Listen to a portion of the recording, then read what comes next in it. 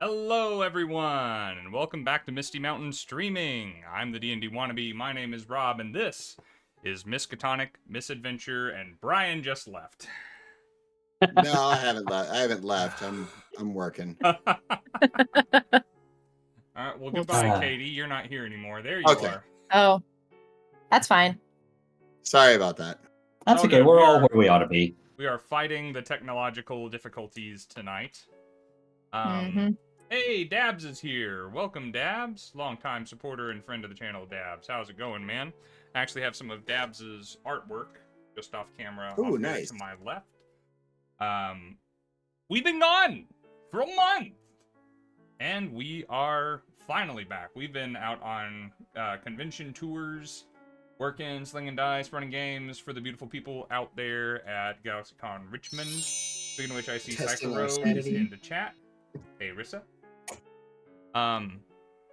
Yeah, we're excited to be back. We have lots to catch up on. I've missed being here. I've missed playing with you guys. And let's go ahead and take this opportunity to reintroduce you, the players, to our wonderful community again, in case anyone is here for the first time or joining us later on YouTube. Let's start with Mike, just to be crazy. I'm not sure why that's crazy, but and I'm OCD. Okay. Well, I appreciate the explanation because that's your OCD is better. Didn't hurt my ego. Yet. So I'm Mike or Uncle Mike or sometimes Diggy. I have been playing these kind of games for a very long time. I very much love the Cthulhu genre in this game. I don't get to play it with anybody except for this particular crowd of crazy people, and I look forward to it greatly. I'm playing a guy called Travis Cole that, if you don't remember, is really tall and really stoic and really out to prove that, the truth is out there. And that's it from me. Happy to be back.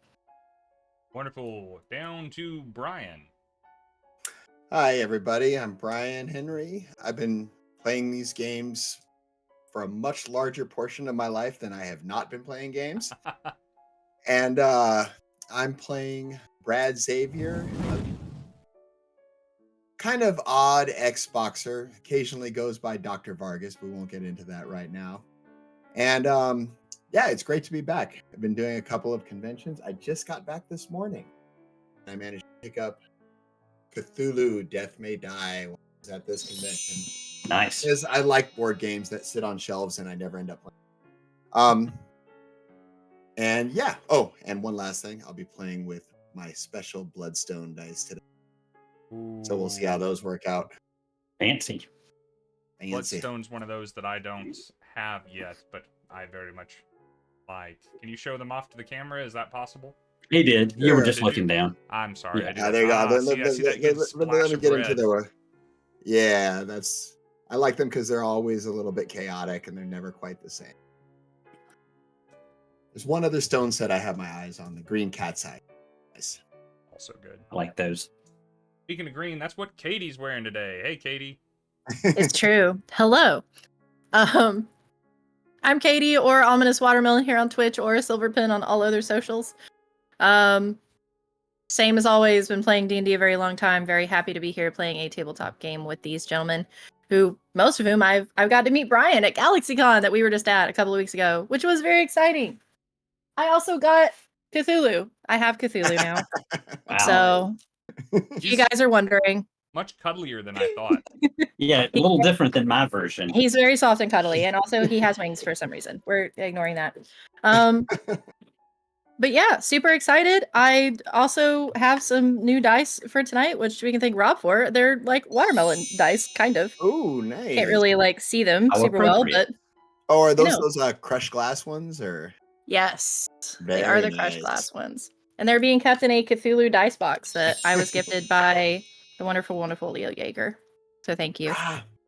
Who just passed out a whole lot of stuff. Oh gosh, yes. Oh, he did. I just spilled a drop of wine on my character sheet. It now looks like there's blood sprayed all over it. That hesitation before you said character sheet, that's all on the edge of our seat. Hype train, my friends. What a great way to welcome us back after a month. We have missed being here with you guys, and y'all never fail to make us feel welcomed back. This is why I can't get away from the streaming, man. I started this channel ages ago, and I come and I go from it now and again with different projects and people as time permits. But man, it feels good to get a little love back and to know that, you know, people missed us while we were gone. That's awesome. Thank you for the cheers, Dabs. Thank you for the hype train, everyone. Thank you for the raid, Existential Nerd, and thank you, Leo Yeager, for 5 gifted community subs, and Dabs for giving 1 to Rissa. Rissa, you're a subscriber now, whether you like it or not. Thanks, Dabs. Oh, Leo was at Richmond too, wasn't he? Leo was Yes. at Richmond. Nice. He was the tall, handsome, bearded fellow. I was also there. He was the one I was dragging around. Oh, this is great. Hey, we don't have to get back to the recap. We can just keep hype training. We're at level 2. Is it 2? I think we're at level 2. That's awesome. And for what it's worth, at the end of the intros, I'm Rob. I work for a great company called Misty Mountain Gaming that lets us all be here and goes to shows and sells dice and things that you should have, and who is doing their largest giveaway ever this month, in the month of April. Occasionally, a little bot will remind us in chat, but I'll go ahead and pull one up right now. Thanks to our partners at Talon and Claw, we are giving away a cool wooden DM screen. This is the largest valued single item we have ever given away on Twitch, and we're going to draw the winners after the end of this month. This is not an April Fool's joke. We are actually doing this for what it's worth. I know what today is. The question is, are we giving away the Cthulhu DM screen? We are giving away a standard DM screen because this is not a Cthulhu giveaway. This is a Misty Mountain Gaming giveaway, thanks to their partners at Talon and Claw. These things sell at the shows for $150 something. I forget what the exact number is, but it's a big deal. So they're really nice. They're really nice. Everyone who is being lovely in the chat right now, go ahead and click the link. You can be some of the first people to enter. You can't possibly win if you don't enter, so please enter. And get friends and relatives who have no idea what D&D is to sign up for the giveaway for you so that you have a better chance of winning. Brilliant. Aldrin is on top of it already. Cypher says I'm also her sidekick, which is accurate. Otherwise, as far as announcements go, the plan is that at the end of the month I will be going to C2E2, which is one of my favorite shows to return to every year.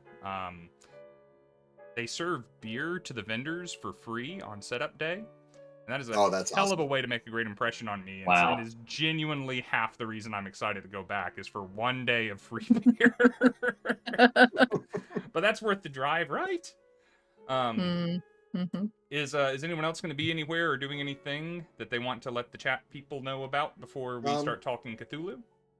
That same weekend, I will be working the Las Vegas convention, Level Up. Oh, nice. Because it's Las Vegas and it's close and it's within driving distance, so that helps as well. Katie, up to much? Not really. I mean, just my regular streaming schedule on Fridays. I've been a lot of places in the past month or two, and now I'm not doing so many places to recharge a little bit. I'll be at the Georgia Renaissance Fair several weekends coming up. Sounds cool. I'm gonna try and make a week to go out there with y'all. Oh, just to add one other thing. This coming Thursday, I will be back on doing my Blood Knight stream 5e campaign that I this week. So this coming Thursday, and we will have episodes for the next 3 weeks. And then after that, there's going to be some time frames where I can't get players out, so I'm probably going to do some world building stream. Oh, nice. Just to add a little bit of variety there. That's Thursday nights at 8:00 Central. Super. I always like the world building stuff. I don't. I started doing those at the beginning. But that's the kind of stuff that I tune in. Hype Train has ended, guys. We got up to level 3. And we had 9 gifted subs and 200 bits. I appreciate you guys. Thank you for everything you do. And thank you, Eric, for giving the shout-outs in the chat. Our ever-dedicated moderator, Existential Nerd. If you're not following him already, well, probably all of you are. Sissa, you might not be. Sissa, follow the Existential Nerd. Give him a follow. The only other thing that I have to announce is my favorite beer for years has been Victory Golden Monkey. And this month I've discovered that they have made 2 other monkeys. The sour monkey and a berry monkey, and I bought the berry monkey for myself, and I have not tried it yet. I thought I would enjoy this with you guys tonight. Well, we're all waiting. On the edges of our seat. Mm-hmm. Not as good as Golden Monkey, but it's good too. All right. Still A little looks anticlimactic for the I know. the ultimate announcement of the start of the first stream in a month, if you want my opinion. While it's just us girls hanging out, the first time I tried Victory Golden Monkey was on a beach vacation with the family, Mike. I had recently turned 21. I didn't know beer from beer or liquor or anything. And I went to the grocery store down at the beach, and they just had an ocean of beer that I had never seen or heard from before. I thought I would try something new. I went for genuinely just the most colorful packaging they had. I had nothing going on that night, so I pulled 2 of the beers out of the 6-pack to take them to the couch with me. Killed one and sipped the other. It was really good, very easy to drink. It's a Belgian triple. They're very sweet, they're very light, and that is all I knew about it. And I thought, man, I sure would like to get a third one of those. No! Turn the can around. These things are over 9% per can. They're like 2.5 beers per beer. More than wine, yeah. Yeah, so. And you're just killing it. And that's when I decided it was my favorite. Well, 2 things I learned there is, number one, that colorful marketing works on you, which so that makes you, among the lowest common denominator, I'm sorry to announce, and that you are the only person I've ever heard actually admit to taking 2 beers to the couch with them because they know themselves that well. Yep. Look, I knew I was too lazy to get up that quickly. Look, if you ever tried to take a beach vacation with my family, maybe you know that it was... I needed 2 beers that night. Well, I can't talk. I actually made a literal double. So I mean, this is 2 old fashions in 1 glass. Please tell me you made them separately and then poured them into a third. I did not. Okay. I did not. I did it very haphazardly without the benefit of measurement tools. All right. Well, I'm done farting around, I suppose. Should we get into the recap and play some Cthulhu that the people came here to watch? I'm pro recap because it's been a little while, even though I've read my notes. And whenever you're ready, we do need to do a luck check. Yes, I said that before the stream, and I had promptly forgotten. So thank you for the reminder. Why don't we go ahead and do the luck check? You guys know how those work by now. Yep, just try to roll against your luck. Let's do it again. Yeah. Roll against your luck and tell me whether you roll above it or below it. Well, my luck is 8. Should be able to. I was gonna say, I don't think Brad can possibly. I got a 46. I'm above my luck. All right. So having rolled above your luck, you get 2d10 plus 10 more luck. Awesome. That's gonna be 12 plus 10, 22. I'm up to 30 luck. I'm feeling lucky. I'm just going to quietly say that it is impossible for me not to max my luck and not try to draw attention to myself. Katie, how about you? I'm literally not going to do this roll because my luck is already capped. Okay, well that's where I just hit. I am also capped. Yeah. You guys, I throw a shot at them, last and session. 2 of them still walk out of here with maximum luck. The funny thing is I didn't even roll luck in the last game because I showed up late. I just haven't had any cause to use it. And why did they not roll anything? Because that Shoggoth only wanted me. I was insane. Just remember, Rob, Katie and I are basically invincible with this much luck. So kill us. Don't say that. Oh yeah, Don't say that. We cannot die. Mike, stop. No. I actually, Hannah was running off looking for a cop at the time, if I believe. Yeah, I was. Mike, stop. If I had $1. And the teenager picks up the space hamster back and beats Travis over the face with it. Okay. I'm delighted to see people in the chat talking about what they're drinking. I almost promise you it's better than this berry monkey that I bought. Your opinion seems to be degenerating as you drink it. They are having some trouble It's hearing you. supposed to improve. You know, when Oh we, yeah, I feel better about it when this kicks in. when I was in my early 20s and incredibly poor, and my roommate and I would put together quarters and nickels to go buy beer, we would buy 2 really nice beers. And we would start by drinking those. And then we would have a case of like Meisterbrow. And that would nice. finish off the night. Nice. Yeah, what's the saying? My favorite kind of beer is free. My second favorite kind of beer is cold. Yeah. And it's all downhill from there. All right. I'm just drinking straight whiskey because I've lost control of my life. Because you are you're the cowboyest among us. So, yeah. In recap, this is not coming through on camera, so I really don't have to say it, but this is making me salivate so much. I'm having to pause my speech just to swallow. It is so sour. Oh my gosh. Okay. So, Travis Cole, Hannah Cooper, and Brad Xavier have a bond that was forged on the far side of an eldritch sphincter the night of Henry Armitage's party. Escaping a dire situation, a death trap, if you would, with the unconscious body of a teenage blonde in tow, they escaped to the grounds of Miskatonic University, where they made or remade the acquaintance of Henry Armitage and his archaeologist friend Alvin Barlow, who confessed to them that the Necronomicon had been stolen from the premises. Piecing together some clues and using some magic temporarily at their disposal, the group traces the culprits to the Boathouse, an Irish pub underneath a bridge on the Miskatonic River. Entering, it is not long before blood is shed and gravity reverses itself for some members of the group only, as they descend/ascend to a different floor of the boathouse and find that a dark ritual is taking place.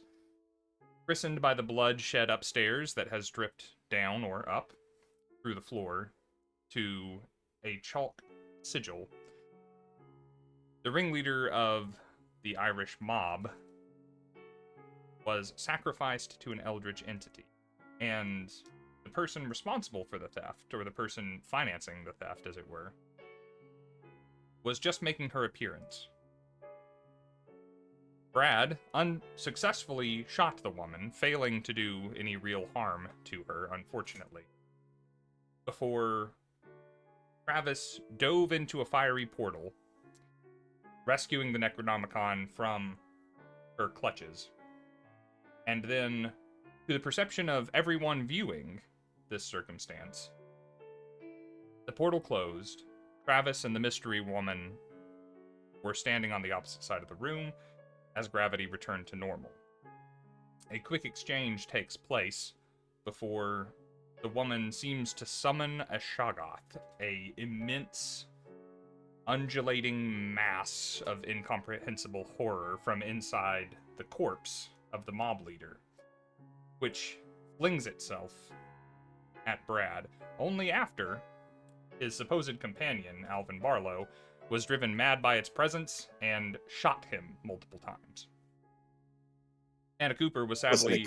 Wasn't a good day. Was not a good day. Hannah Cooper fled the scene, her mind broken by what she had witnessed, and Travis Cole was checked out for the time being, experiencing an entirely different set of circumstances at the time.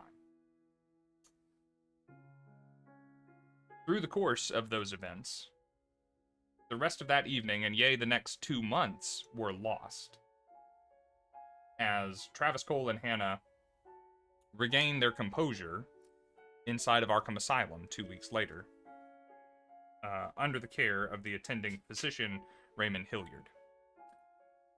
They were released into the care of one Dr. Vargas, who looks just like and is Brad Xavier, under circumstances yet to be revealed.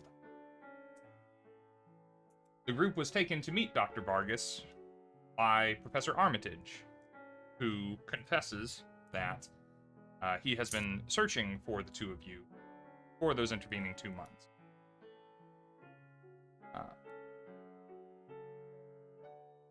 The meeting has been arranged at an Italian restaurant called Giovanni's, which is run by a fella named Dino, who thinks he knows Brad, but certainly doesn't know Dr. Vargas.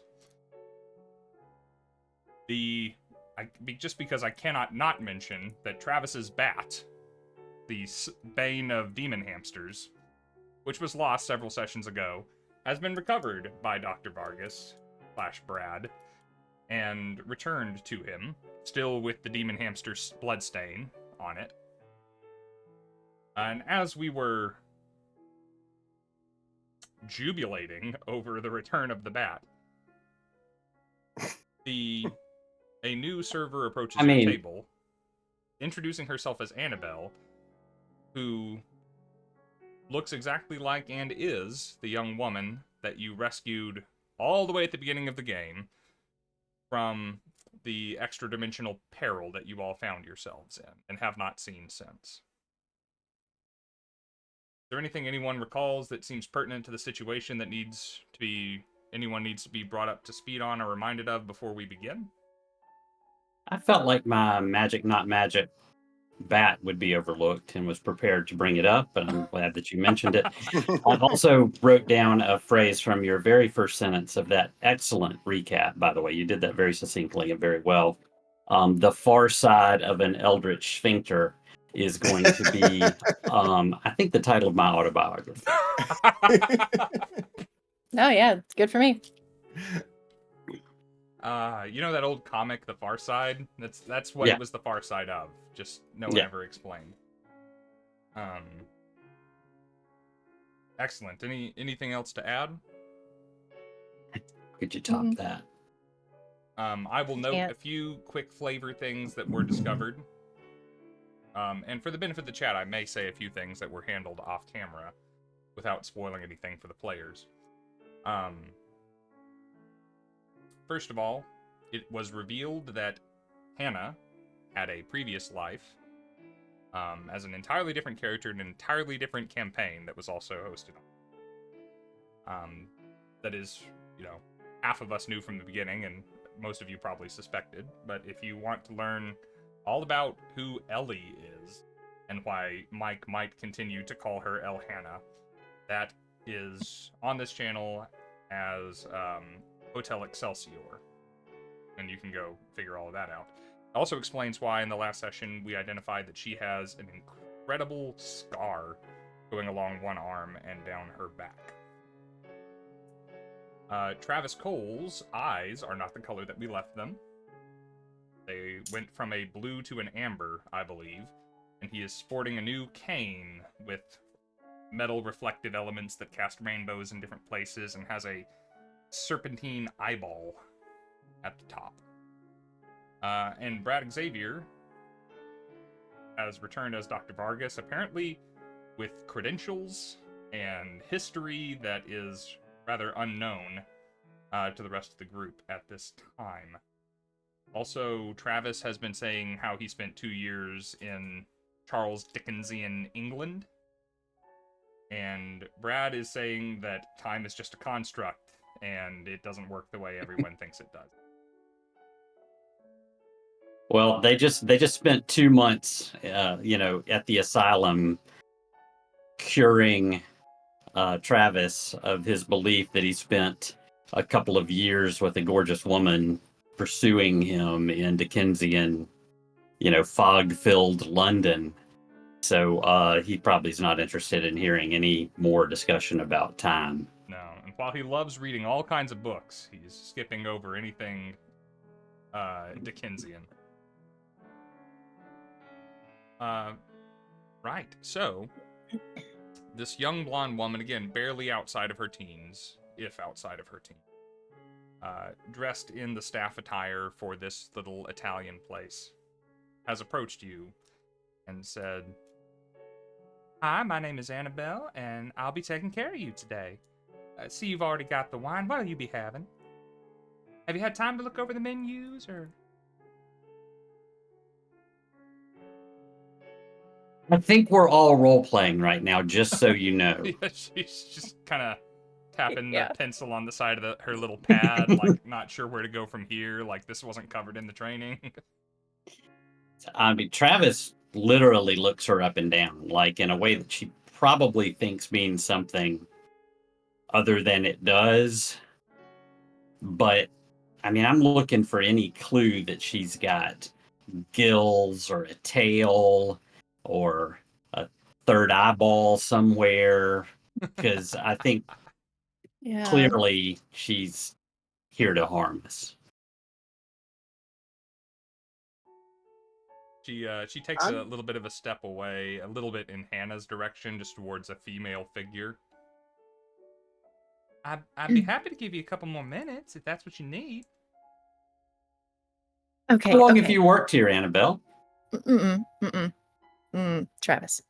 Yep, I want to know. Hush. Just a couple weeks. Mr. Dino was real nice to give me a job. I've heard the bread here is homemade.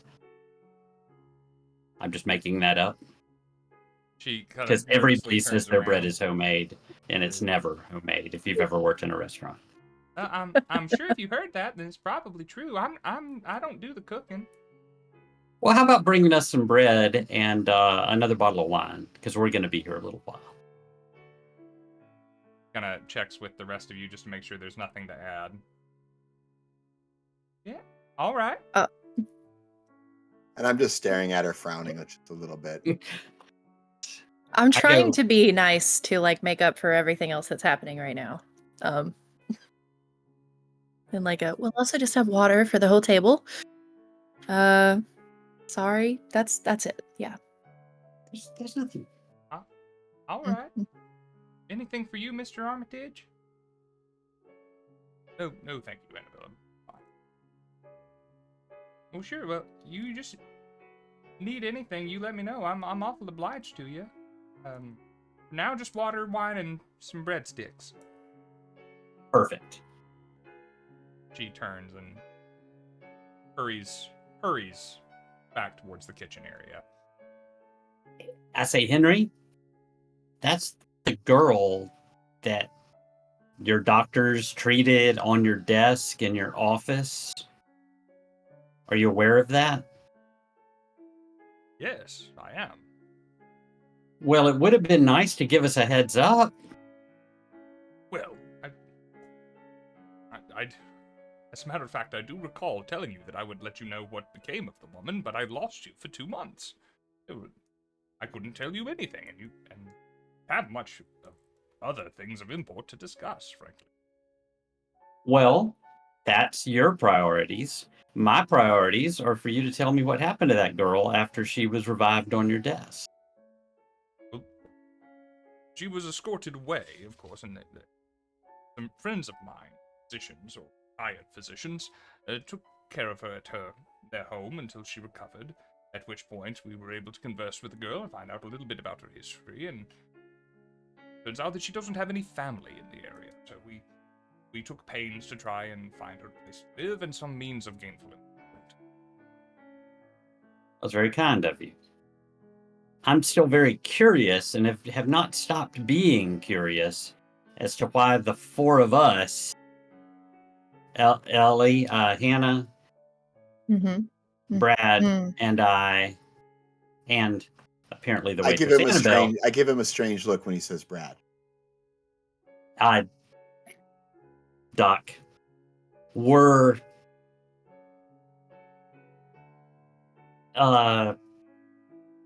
inserted into the sphincter. I beg your pardon.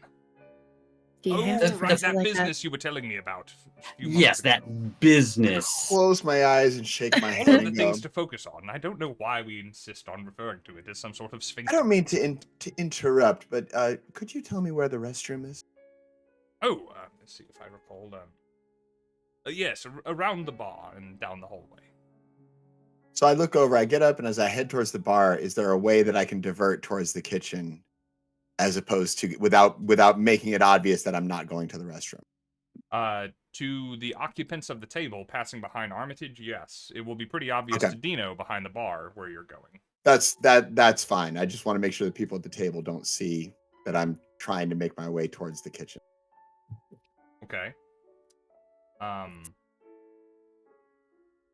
So as you start to, if that's where you were headed and you're making your way around the bar to the swinging door that heads back to the kitchen, Dino is tracking you as you're walking, and obviously prepared to say something. And I beam him a smile and say, I just wanted to ask our server a quick question. I have some allergies I'm a little concerned with. Hey, if that's what you want, then I'll pass it. You're not even allowed back there, even if we was friends, which you made very clear a bit earlier that maybe now we are not. Really? You don't consider the patrons at the local university to be your friends, the ones who put in the most cash into this establishment? Hey, not when they don't remember how we grew up together and call themselves Dr. Vargas now. Kind of lean over the table.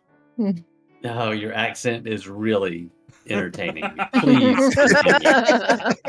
Same. I'm still struggling with this. I know you think you know me, and obviously I resemble a friend of yours.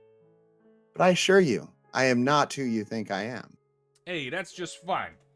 But, even my dear friends, I ain't allowing back in the kitchen.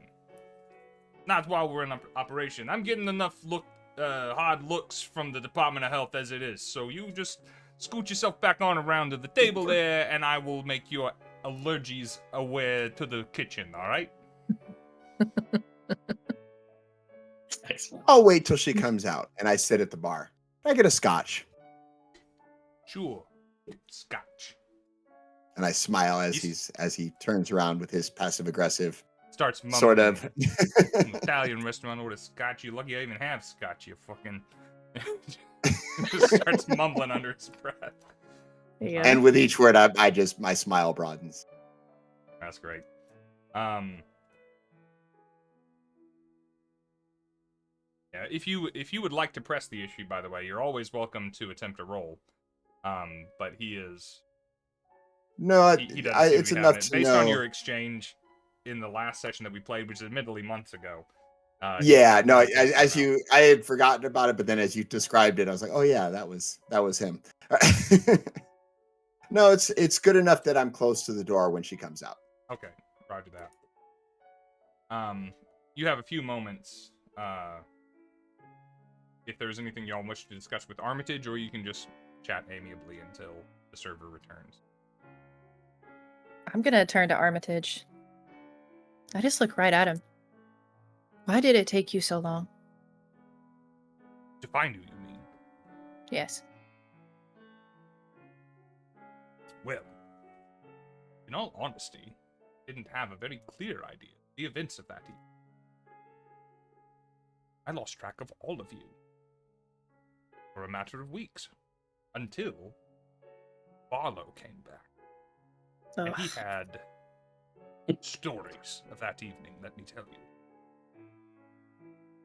But none of them involved your whereabouts.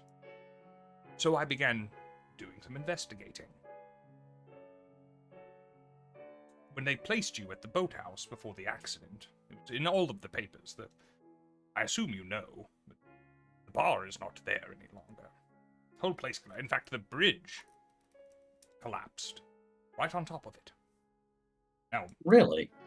Barlow has some explanations for why that happened, and of course the papers will not corroborate the events that I'm sure you all know to be true. But everyone was at the boathouse that night, presumed dead. And that rather put a damper on searching for you for a time, until I began to receive letters from Mr. Cole. Then I began making inquiries at the asylum with my friend Dr. Hilliard, but they were pretty staunchly rebuffed, I must say. Hilliard takes his work very seriously, and especially with patients as interesting as you. Quick to shut down inquiries from the press or even from friends as to your condition. It wasn't until Dr. Vargas intervened that the discussion could really begin. Which is why I came here to thank him. You realize that Dr. Vargas is Brad Xavier, the guy that you accused of stealing books from the library a couple of months ago. I've said as much when I came in, and he staunchly denied it. I always thought he had a high opinion of me and would feel comfortable being honest with me. Curious why he's doing this. Yeah, well, Even curious. more curious as to why an esteemed man such as Dr. Hilliard had been suckered into such a ruse. I'm sure it is. Nevertheless, we are benefiting from it, so I'm not complaining. I wasn't complaining either. I just have a lot of questions and no answers. Questions about Annabelle and the flesh room that started all of this nonsense. Well, I'm complaining. I was in a white room with pads and a padded jacket for way too long. Again. With the sort of extensive psychoanalysis training that I have, I try to make Hannah appreciate that we actually needed to be there. We're better off for having had that little break. At least I am. Therapy's good for you. In my mind, they were part of the authorities. Go to therapy. They lock you up. Travis is a big old tough guy, but he realizes this stuff will F you up. And sometimes you need to go sit in a little white room with a tight jacket on for a few minutes. Oh, the times that a white room with a little white jacket may have helped people close to Travis. Exactly. So Travis is all about getting the help you need. After getting a little huffy, I will stand up and I will actually go to the bathroom. Not towards where Brad went. Not the kitchen. Not the kitchen. When she moves unexpectedly, I reflexively grab the bat, afraid that she's going to lose it again. Anna, do the two butter knives that Travis has slipped to you over the course of the last session fall out of your lap, or have you secured them somewhere? No, they're in my shoes. Okay. I'm sure she has somewhere to keep them. I wouldn't guessing her shoes. Her shoes would have been my 10th guess. Not boots or anything. Not even her sleeves or bra. No, they're in her shoes. She's walking on knives. Okay, they're in like the sides of the shoes. Okay. Sorry, yes, you're headed to the bathroom. At least I have clothes now. Yeah, this is a plus. We're moving up in the world for Hannah Cooper. Having been served your scotch, Brad, you see Annabelle with all of her really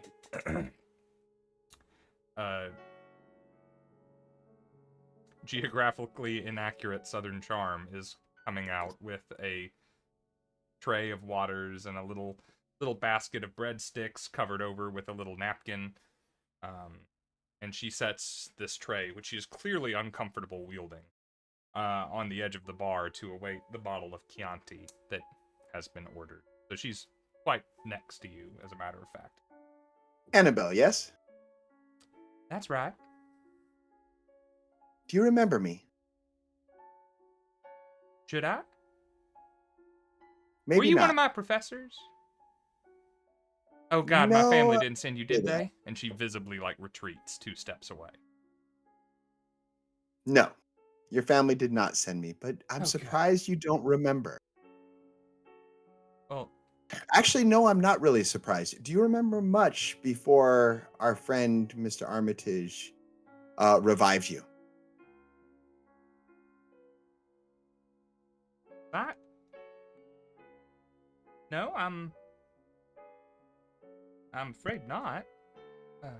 What's the last thing you do remember before Mr. Armitage? Oh well, I was helping out around the campus. I'm a junior librarian there, or I was. I was a I bit of was a trying to librarian be. myself when I was a student. I never actually got to meet Mr. Armitage. He was a little too high up the food chain for someone like me, but I helped shelving books and the like. Did you find it odd when they woke you up? Well, I don't know what in the world must have happened to me. I reckon something must have hit me in the head. Something fell off a tall shelf or something. You might say that. So what's the last thing you do remember? Well, I was late on the university, leaving the library, trying to make it home. Well, you know, what I called home at the time. And then you woke up in Mr. Armitage's care? Actually, I woke up at the home of Mr. Halsey. He was the dean of medicine over to the college, and him and his missus were minding me while I was out. And they didn't tell you anything either, I'm guessing. Well, they told me that I was passed out in Mr. Armitage's office. That some kind folks had brought me there. That's why I was hoping you'd remember me. I was one of the kind folks who brought you there. Oh, well, shucks, I was out for all of that. You can't expect me to remember none of that. But thank you kindly. You know, You might well saved my life that night. it was worth a try, but there were some oddities of that night, and I was just hoping you might have a few details that you could help me out. As you're saying that, Dino walks over and places the Chianti bottle on the tray. Hey, don't keep the guests waiting. He's got his drink. They're thirsty over there. I go, if we could talk a little later, I would love to have a small chat and just see if together we can remember any of the details. Why, sure.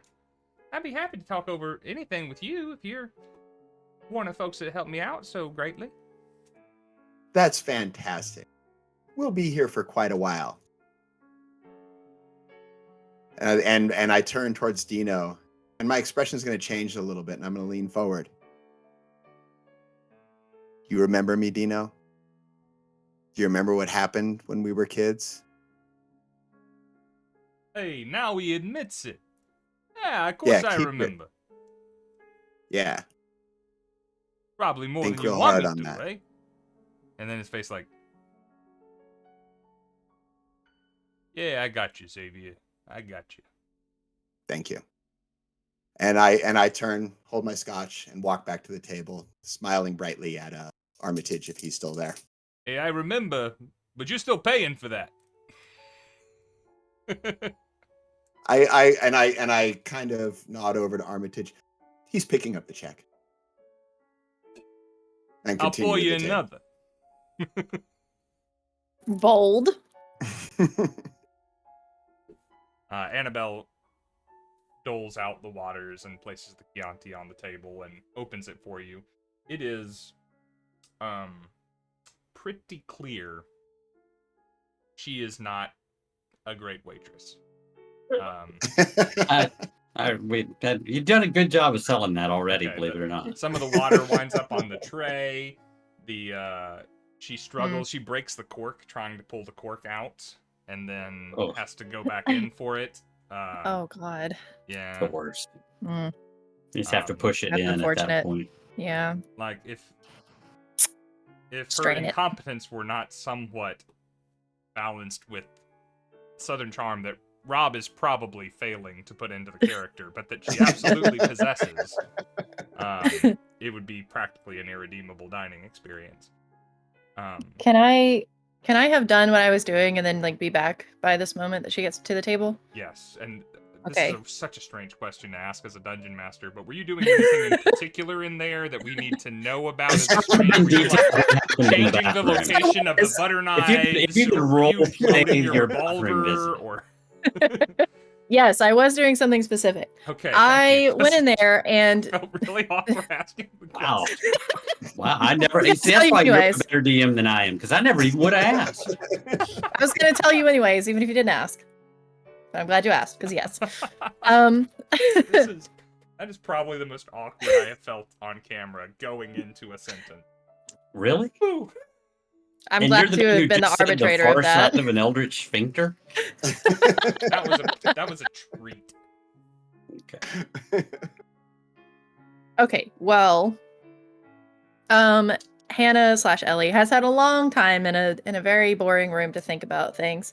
And one of those things that she's been thinking about is a certain ability that she believes she now has. So I'm going into the bathroom, attempting to the best of my current abilities, alter my appearance a little bit. I've been waiting for this. To appear more as maybe a little bit younger, like a college student or closer to Annabelle's age. And I'm going to do my best to pass myself off as one of her classmates from where she's from.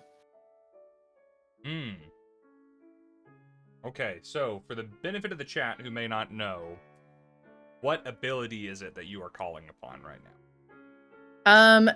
I'm calling upon, it's a disguise ability, but it's something that I gained a supernatural Called an insane talent. an insane talent, yes. I gained a supernatural ability to be better at this thing, which is my ability to take on any personality or persona, and used my disguise skill in a way to insinuate that I was someone in like an NPC's life previously, and make them believe it. Perfect. Okay. That is awesome. So you're gonna have to make a roll still as part of the insane talent. Yeah, I figured. You have nothing to go on about this girl's past. So it is going to require literally an insane talent, a supernatural ability for you to be able to pull this off. But that's why we're playing Pulp Cthulhu and not Cthulhu. So let's start with the roll, I suppose. Yes. Do I still get to impose difficulty on it? Let me go look real quick, No. but I kind of think this just works. I kind of think it works the way she just described it. Because I also I but chose disguise partially because it's like part of my whole like actual background as a character currently. Yeah, and your insanity, because what Yeah. drove you in town was being a different person. Yeah. I'm on Yeah. it. Hang on. I have it over here as well. Let's race, shall we? Insane talent. It's page 75, 74. But using is this an augmented skill talent? Because those have their own last page, I think. Deep rules. What exactly is this called? I think it's an insane. think it's something to do with going insane. I got it specifically because I went insane. Well, yeah, I get that, but I mean it's an insane skill augmentation. It's one of the examples. Okay, yeah, those have their own very, very detailed rules. It's the disguise one specifically. I pulled this one directly from the book. I think it actually gave an example. That's why you ended up pulling that one. Mm-hmm. So here you go. Yes. All right, I got it. The hero is able to use their disguise skill in such a way as to insinuate themselves into a non-player character's life. The target believes the hero to be a friend or relative who has always been a part of their life. And then the way that they work is up here. So yeah, they do make a roll. So when using an augmented skill, the player makes a skill roll as usual. The change lies in what goals can be achieved. So, in regular Call of Cthulhu, they're limited by the bounds of what a real person could hope to achieve. In Pulp Cthulhu, they may be stretched. The difference between, and then there's a huge chart. It basically she can take her skill to a supernatural quality. You agree on what a goal is, and it is up to the keeper to decide how far this can be stretched. And then the examples proceed below. So she would still use her disguise skill and make a roll. It's just her threshold of success is far greater than anybody else's. All right. So, all right. What is your disguise skill, Katie? Like, what is the actual number? Yeah. 35.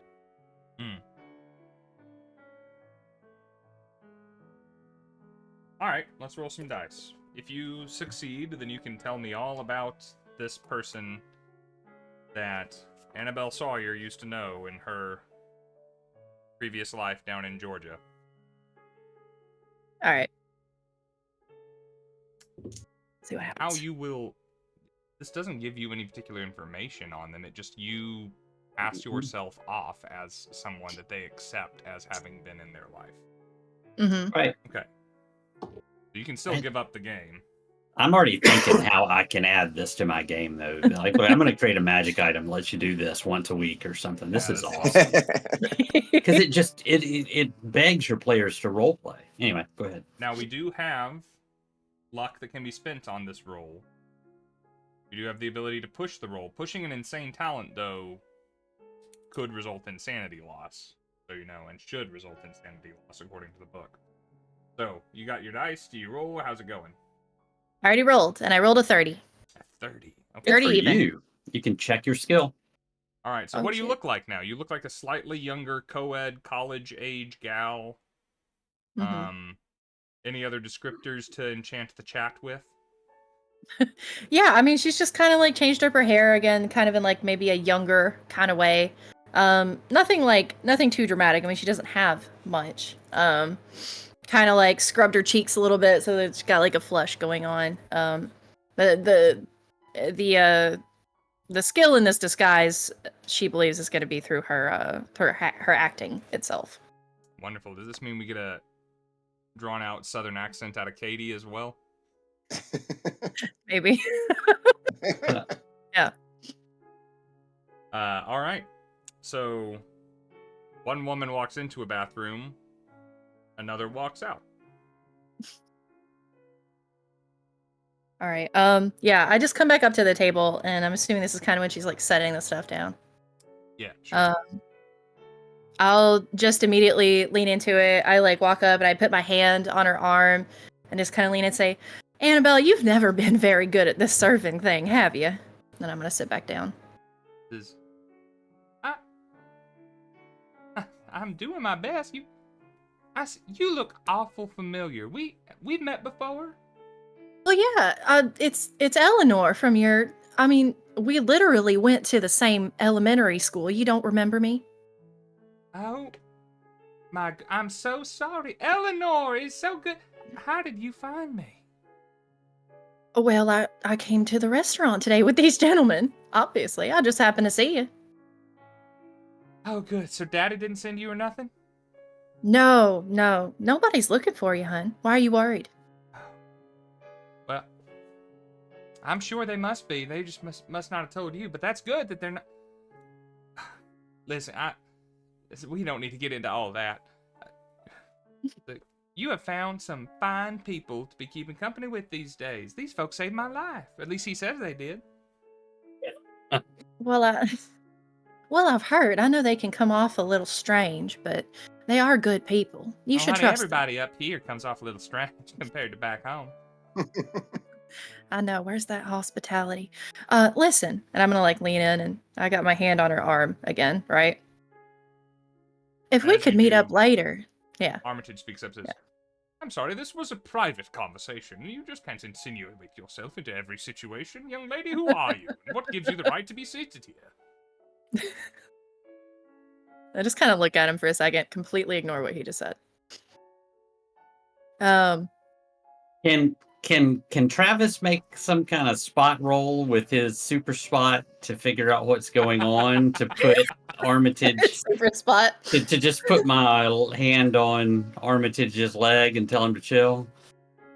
Now, I did use the name that you would be familiar with, Travis. Yes, I know. I caught that. I think you're handling this incredibly well as a player, by the way. Sure, I think, and Brad, you could use the opportunity to check a box as well if you like. We just had the investigator development phase, and all of your boxes should basically be empty now for a future improvement. I think spot hidden to maybe see through the disguise. I think What usually works. In respect to Hannah's talents, supernatural as Well, her they are, I talent think is it would at least designed be a specifically hard- to target an I agree individual, completely. isn't it?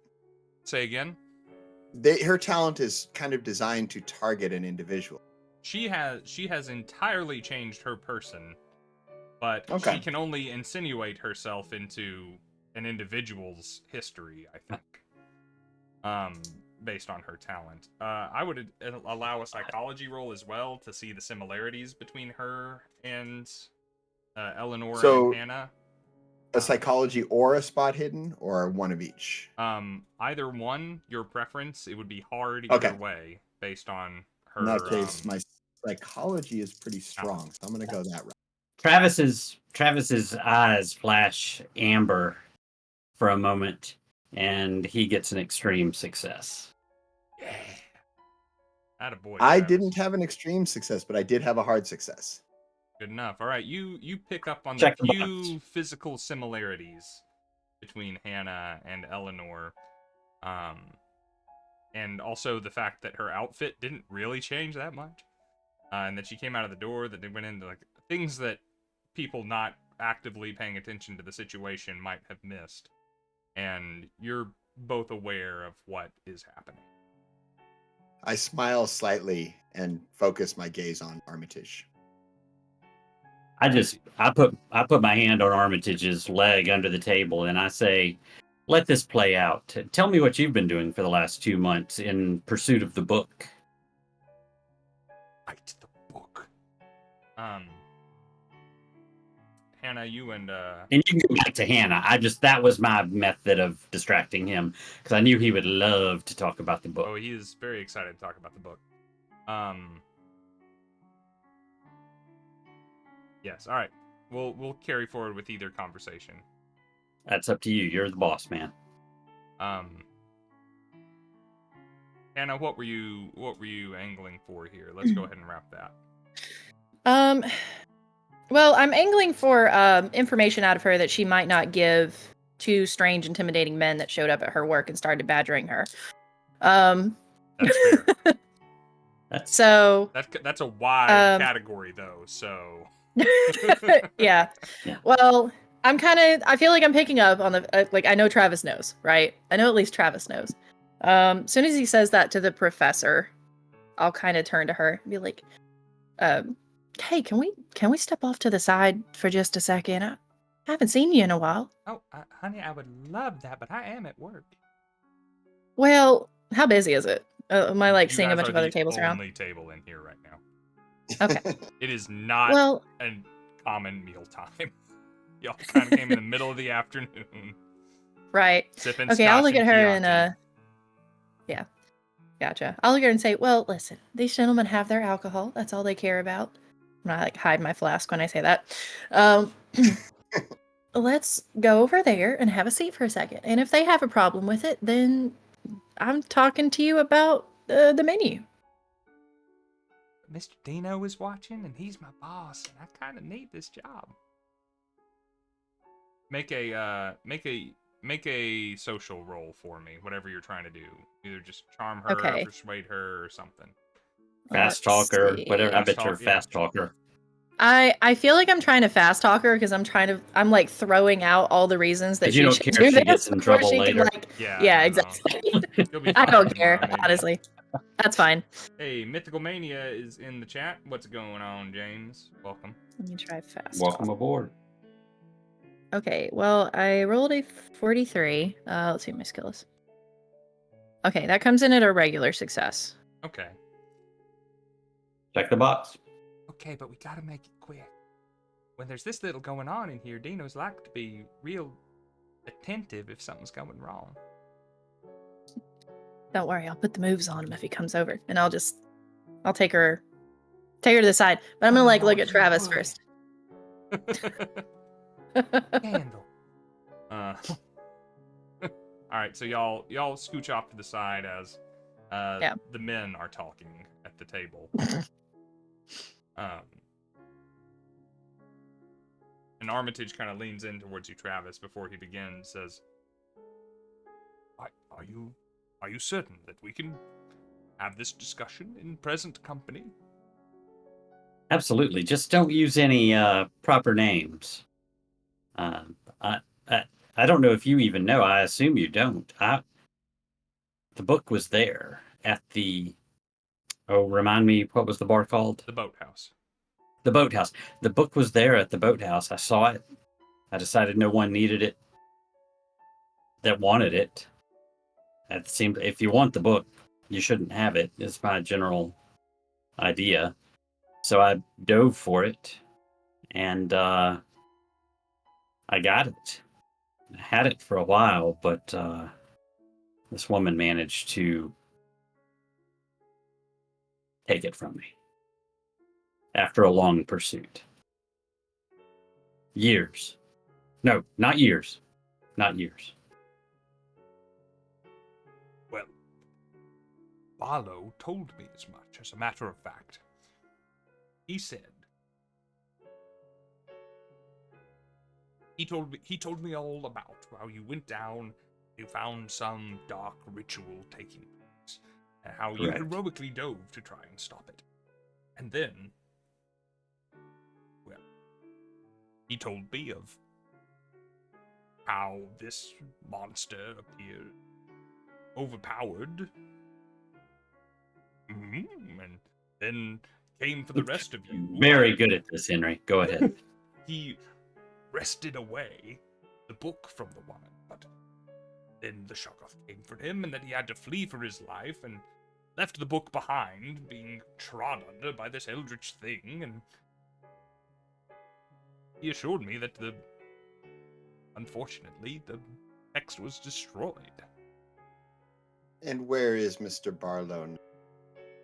I believe he has taken up an expedition on the behalf of our old school chum, Mr. Palmer. This Doubtless would on be a plane or boarding a plane for the Middle East at the moment. And I visibly sigh.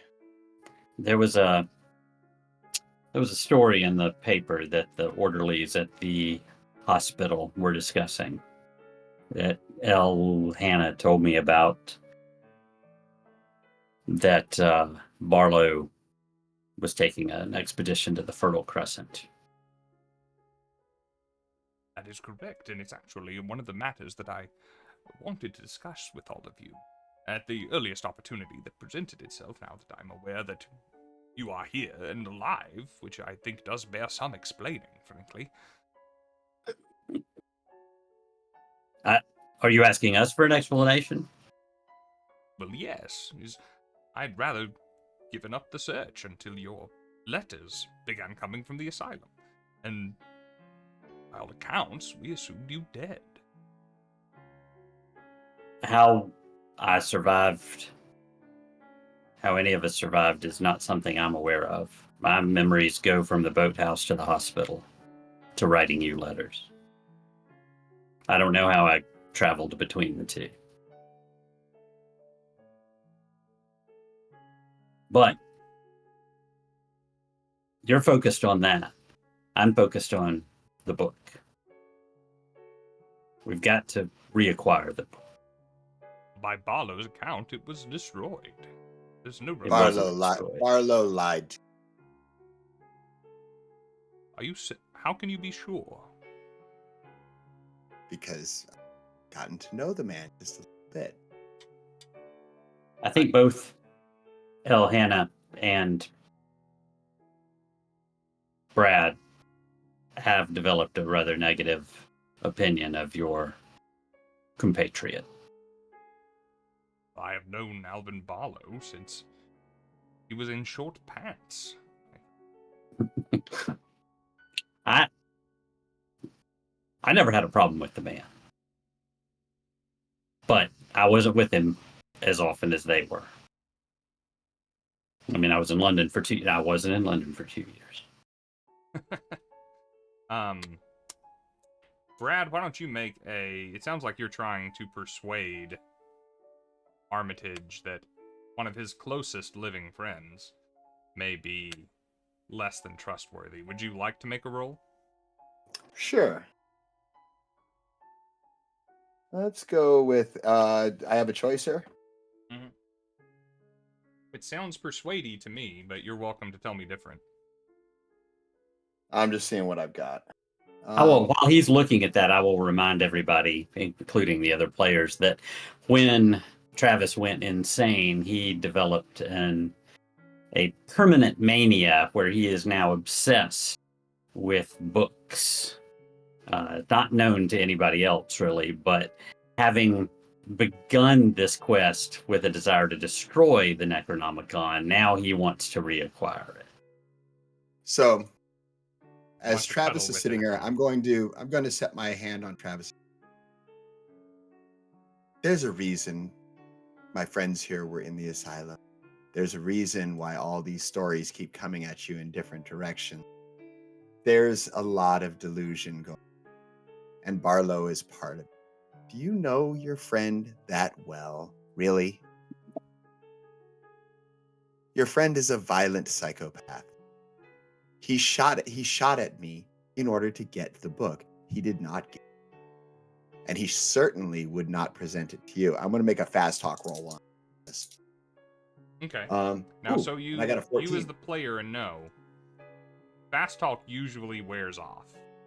So you'll get an immediate return, and then possibly, if you stick around Armitage, you might stick around for a consequence of that. That's fine. Okay. All right. How'd it go? I got a 14 on a 25%, so it wasn't a hard success, but Okay. you know what? I will spend 2 points of luck to turn it into a... There you go. Do you want it to come out of your temporary luck or your... Oh, I have temporary luck? Yep. Yeah, but if you spend it, you'll spend 10. Don't let him talk you into using 10 when you only need 2. If you're planning to use luck later in the... I mean, they can buy it back for you right now. Why use the stuff that's staying on your character sheet? I'm going to spend 10 because that's going to give me an extreme success. Ooh, okay. You know what? There you go. That's the way to do it.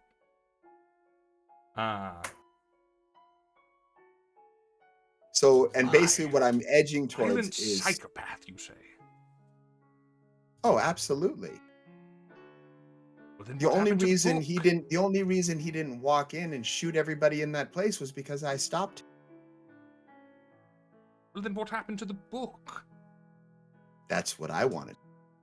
Because I had it, he shot me to take it and ran off with it. And if he's going wherever he is going, he's taking that book for a reason, and he doesn't want you to know anything about it. He has his own purposes, and we need to find him. If Barlow had the book... Well, I suppose it's what would a man like Barlow want with something like... He's not a scholar. Either money, or he has other darker ambitions. Barlow is an ambitious man, I will give you. That is something that he and I have in common, and always have. It's one of the things that brought us together in the beginning. But I thought it was an interest that we shared, not one that prompted him to act use you? against the interests. To use you and your resources? Potentially, let alone Palmer's resources. He's also a personal Who would friend. who would have thought a psychopath would use people? That's so odd. Well, if And I'm staring Barlow right in his has eyes the whole time. betrayed us, then his trip, his expedition, is frankly somewhat confusing, but equally concerning in measure. Do you know of Solomon's Key? Do I? I That have. would Would that be an occult roll? that would absolutely be an occult. Which is awesome because I built this. Okay, that's going to be a hard success with 41. Solomon's Key is a text relatively known of, though not often published or reproduced, or certainly not in a complete way. It is a combination of two texts written by the biblical King Solomon. One text is devoted to the beckoning and summoning rituals for particular demons with whom King Solomon was acquainted. Because you got a hard success, you know the second book, a much lesser published and lesser known text, contains precautions and preventative measures and attire to take when performing these rituals so that you may be safe from the demons that you bring. It is a storied text, perhaps not as culturally popular as the Necronomicon, but certainly a dark and similarly forbidden text of its time, lost to history in all but name only. So when he mentions it, and can I assume that I know that Armitage knows all this based on his scholarly background? It could be assumed, and he's seeming to, he's asking you with the, prepared to fill you in on the particulars if necessary. He's wanting to know, he's about to reference something about it, so he's like, you know what I'm talking about? Okay, so we can talk about it. I nod and say, I am familiar with the text. Go on. Well, when we were of the mind, Barlow and I, that the Necronomicon had been stolen by a sorceress, as he explained it, and that she may have gleaned certain knowledge from it, as a studied mind might do.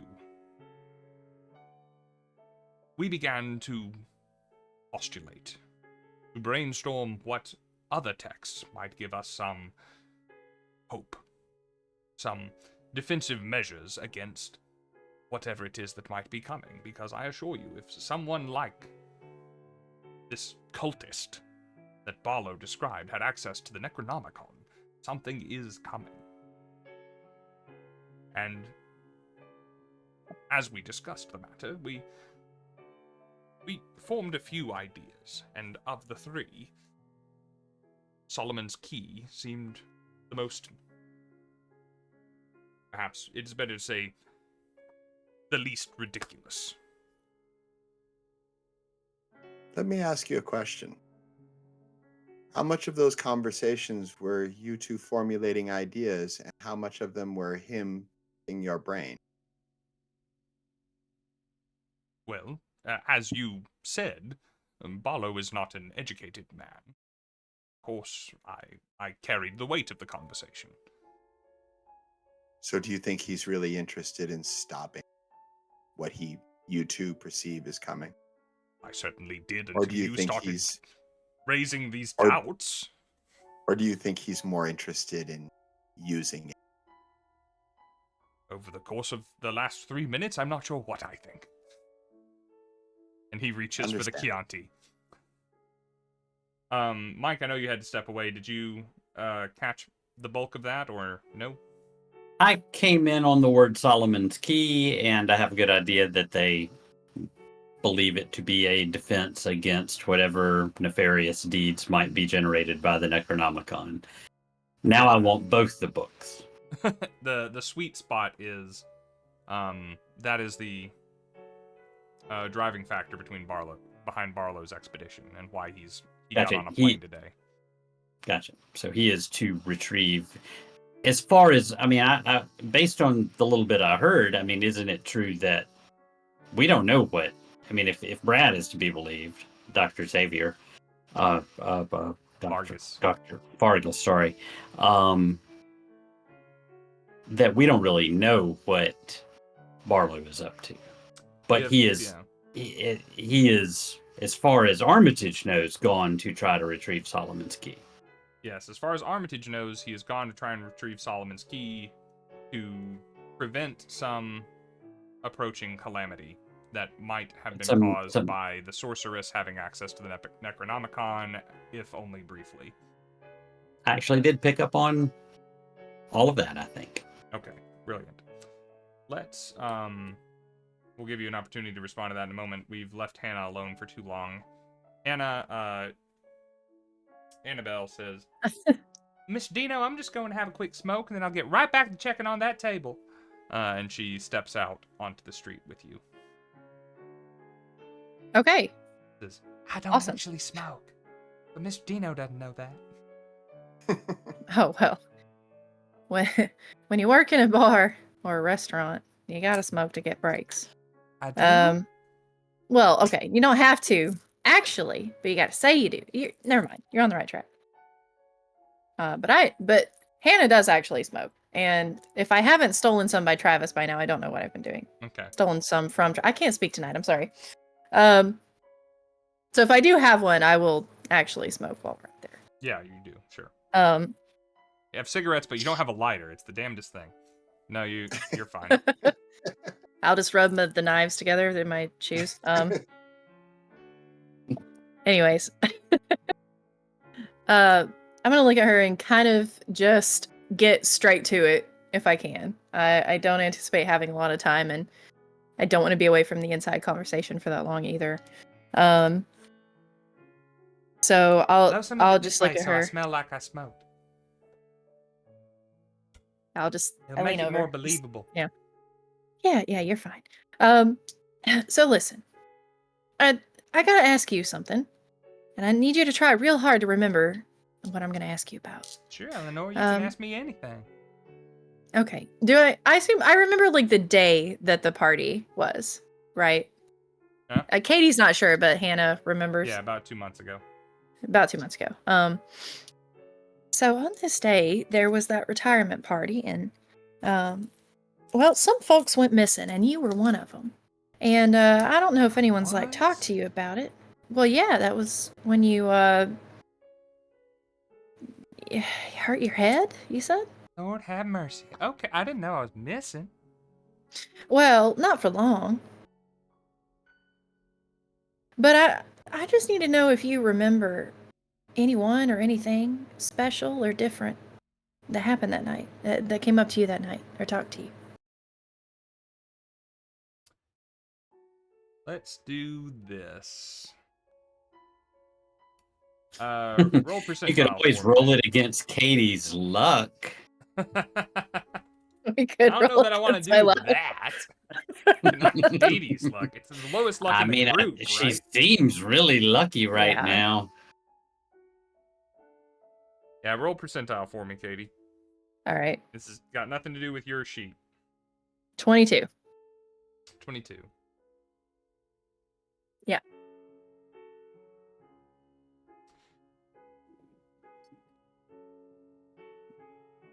One second.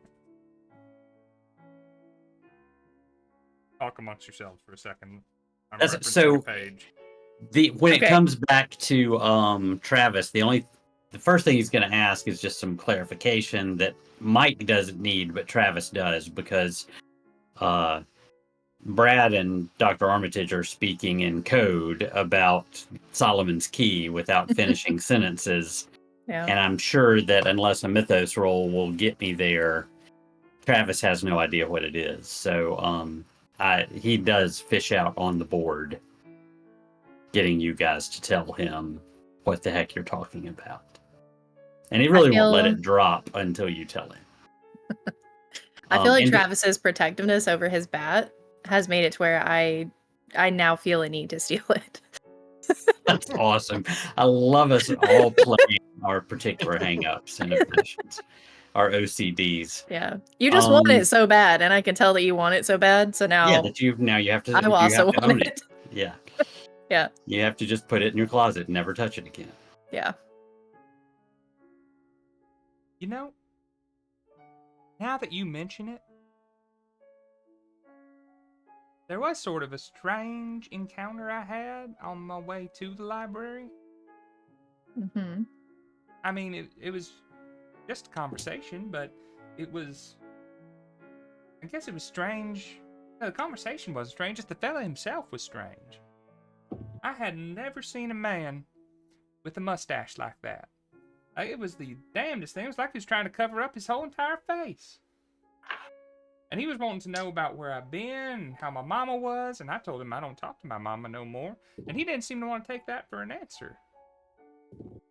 Seemed real interested in getting to know me and who my grandmama was, and just all kinds of questions about my family tree that I didn't feel like answering and probably couldn't have in the first place. But anyway, I left him behind and I went into the library, and he didn't seem right keen to follow me in there. Interesting. Okay. Did he tell you his name? No, I don't reckon I asked. I didn't want to spend much more time talking to him than I had to. A little unsettling, to be frank. Understandable. So at this point in the conversation, Cigarette's almost done, kind of nearing the end of it after she's done talking. But I will ask her, so you were rescued by those gentlemen inside at the table. That's what he tells me. Very nice. You were. You were. I can't tell you how I know it, but I know it. I saw it. You there? Well, I wasn't there, but I was there, you know? I don't. Don't worry about it. Okay. Hey, I don't either. And I'm not even... I have no idea what that means. The fast talk is still in action. I'm confusing her and moving on before she has a chance to think about it. Fairly easy to do. Yeah. But, oh crap, I forgot what I was going to ask her. Oh, shit. Dude with the mustache. No, asking about her family. Right. Right. Okay. So I lean in and I'm like, so I am curious. So you were rescued by the abbots, I believe, the doctors that helped you. Why did you have to get a job here if you're already out at this university and already a student?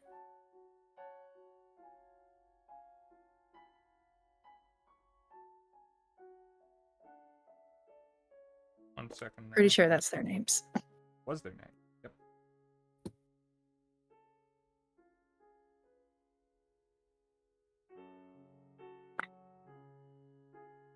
Did I understand correctly that Solomon's Key is 2 books? Yes. Brad? Sorry. Yeah, not asking you. I'm letting you look your stuff up, and I'm trying to not have dead air. Yeah, no, it was 2 books. There was one that seemed to be more about protective spells, and the other one was more about getting really familiar with various dark entities. Perfect. Yeah. If it helps, the reason I'm asking is to determine if like somebody is like blackmailing her, if she has some kind of like weird debt or something, like, you know. And the particular question was, why are you working this shitty Giovanni's job? Yeah, pretty much. Like, why did you have to come work here after having an incident like that? Like, what, what changed, I guess? Like, why couldn't you go back to your regular life? Right, exactly. Well, I have to do something for money. I can't ask Mama and Daddy for help. So, and, after I was well, after everything, my boyfriend didn't want me shacking up with him no more. Apparently, I talk in my sleep, and the things I say, well, they're apparently right upsetting. So, I needed a new living situation, and I can't afford one without keeping some kind of job, and I need it to be somewhere near the university so I have access to that nice library that they have. Lots of history and genealogical records and all kinds of stuff in there. And that's kind of why I was trying to work my way up to being a librarian assistant. Or whatever they call them. But, no, I'm just trying to make ends meet. Why? Do you need a roommate? I keep to myself. Well, Except for the talking in her sleep.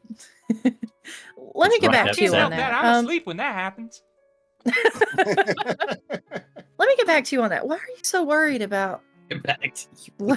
Your fast talk is spectacular. That's why I Let's took circle back to that. skill.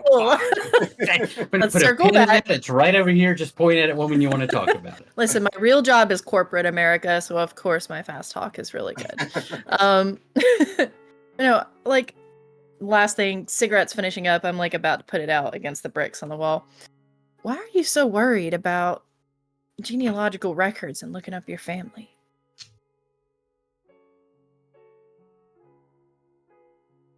Make a charm roll, please. Okay. Let's make it worth. Riding your fast talk, we're just gonna let this be a regular. Okay. And your disguise What skill am I and next? everything. You got all Yeah, the luck in the world. 99 luck. There's no way you I can got fail. so many this. luck. Okay, well, I rolled a 41. Nope, 31. You probably needed a 15. Which is not great. Yeah, 16 we'll go ahead. luck is nothing. Yeah, we'll go ahead and blow some luck on that for sure. You using a little of this? Yeah, may as well. You said we can add that to our You just can't, regular luck, right? Yeah, you just can't spend this fractionally. If you use one, you pop it. Right, okay, yeah. So we use the full 10 there, Mm-hmm. and then we'll add on the 6. 6 from my character sheet needed. Fair enough. Says, well, I mean, I don't have to tell you the reputation that my family has down south, and they don't like to talk about it none, and I can't get any straight answers out of Ma, and Pa just, ooh. I mean, once everything started happening, once I hit my teenage years, he hardly done want nothing to do with me. So I figured if I was going to have to get answers, I was going to have to find them myself. And so up north I came, back to where the family's from. Right. Well, I'm interested in helping you with that. Because, I care about you because I've known you for so long. And you're just such a gem. And, I do know Professor Armitage pretty well, all things considered. So, and I don't know if I, like, I'm going to find a way to, like, write this down and give it to her or just tell her now, like, where I'm staying also. Like, Okay. The room that I'm currently staying in, wherever that is. Let's talk a little bit when you're off work. Maybe we can go to the library together. All right. I reckon I'd like that. It's awful obliging of you to try and help me like this. I mean, especially since I didn't even recognize you when I saw you again. You just feels like we're picking up right where we left off, and I don't even remember where we left off. Well, sometimes faces just blend into the crowd. It's fine. Oh, don't you say that about yourself. No. Come on, I need to check back on that table. Right. Yeah, let's... Got it. And I will, like, usher her back inside and follow her in. She comes down to the table and waits for you to sit and says, now, are you folks ready to order, or do you want to wait on your friend who's in the restroom? We'll go ahead and order. She's prone to long trips. Oh, no. You need me to check on her? No, she's fine. Okay. In fact, I think she left. Oh, did she? Oh, that is... Well, don't you Yeah, take that personal, none, gentlemen. I'm sure you are quite fine company to be keeping. Well, I don't get along with her, so that's why she left. I appreciate you saying that. She's I a am fine bitch, then, company. isn't she? Yeah. The Shame. worst. She hides knives in her shoes. That sounds uncomfortable. She's also been known to steal sporting goods. No. Yeah. I kick Travis under the table. With a knife shoe. Yeah, exactly. Then I You cut an artery, and I slump over in my chair. As Travis dies and spends all of his luck to come back 6 days later as a completely healthy doctor, somebody else. Why don't we go ahead and take our break for the stream? If you die, you get a doctorate, which is what I like about your work. Right? Yeah. Near-death experience, suddenly a medical degree. Thank you guys for hanging out with us. We will be right back. This is a little bit later than we normally take our break, but not by much. We will be back soon. Let's shoot for maybe 8 minutes here. Give me a chance to get something that's not a berry monkey to drink. And we have a new mid-roll ad. A video made by a friend of the channel and friend of the company, Jay Mosaic.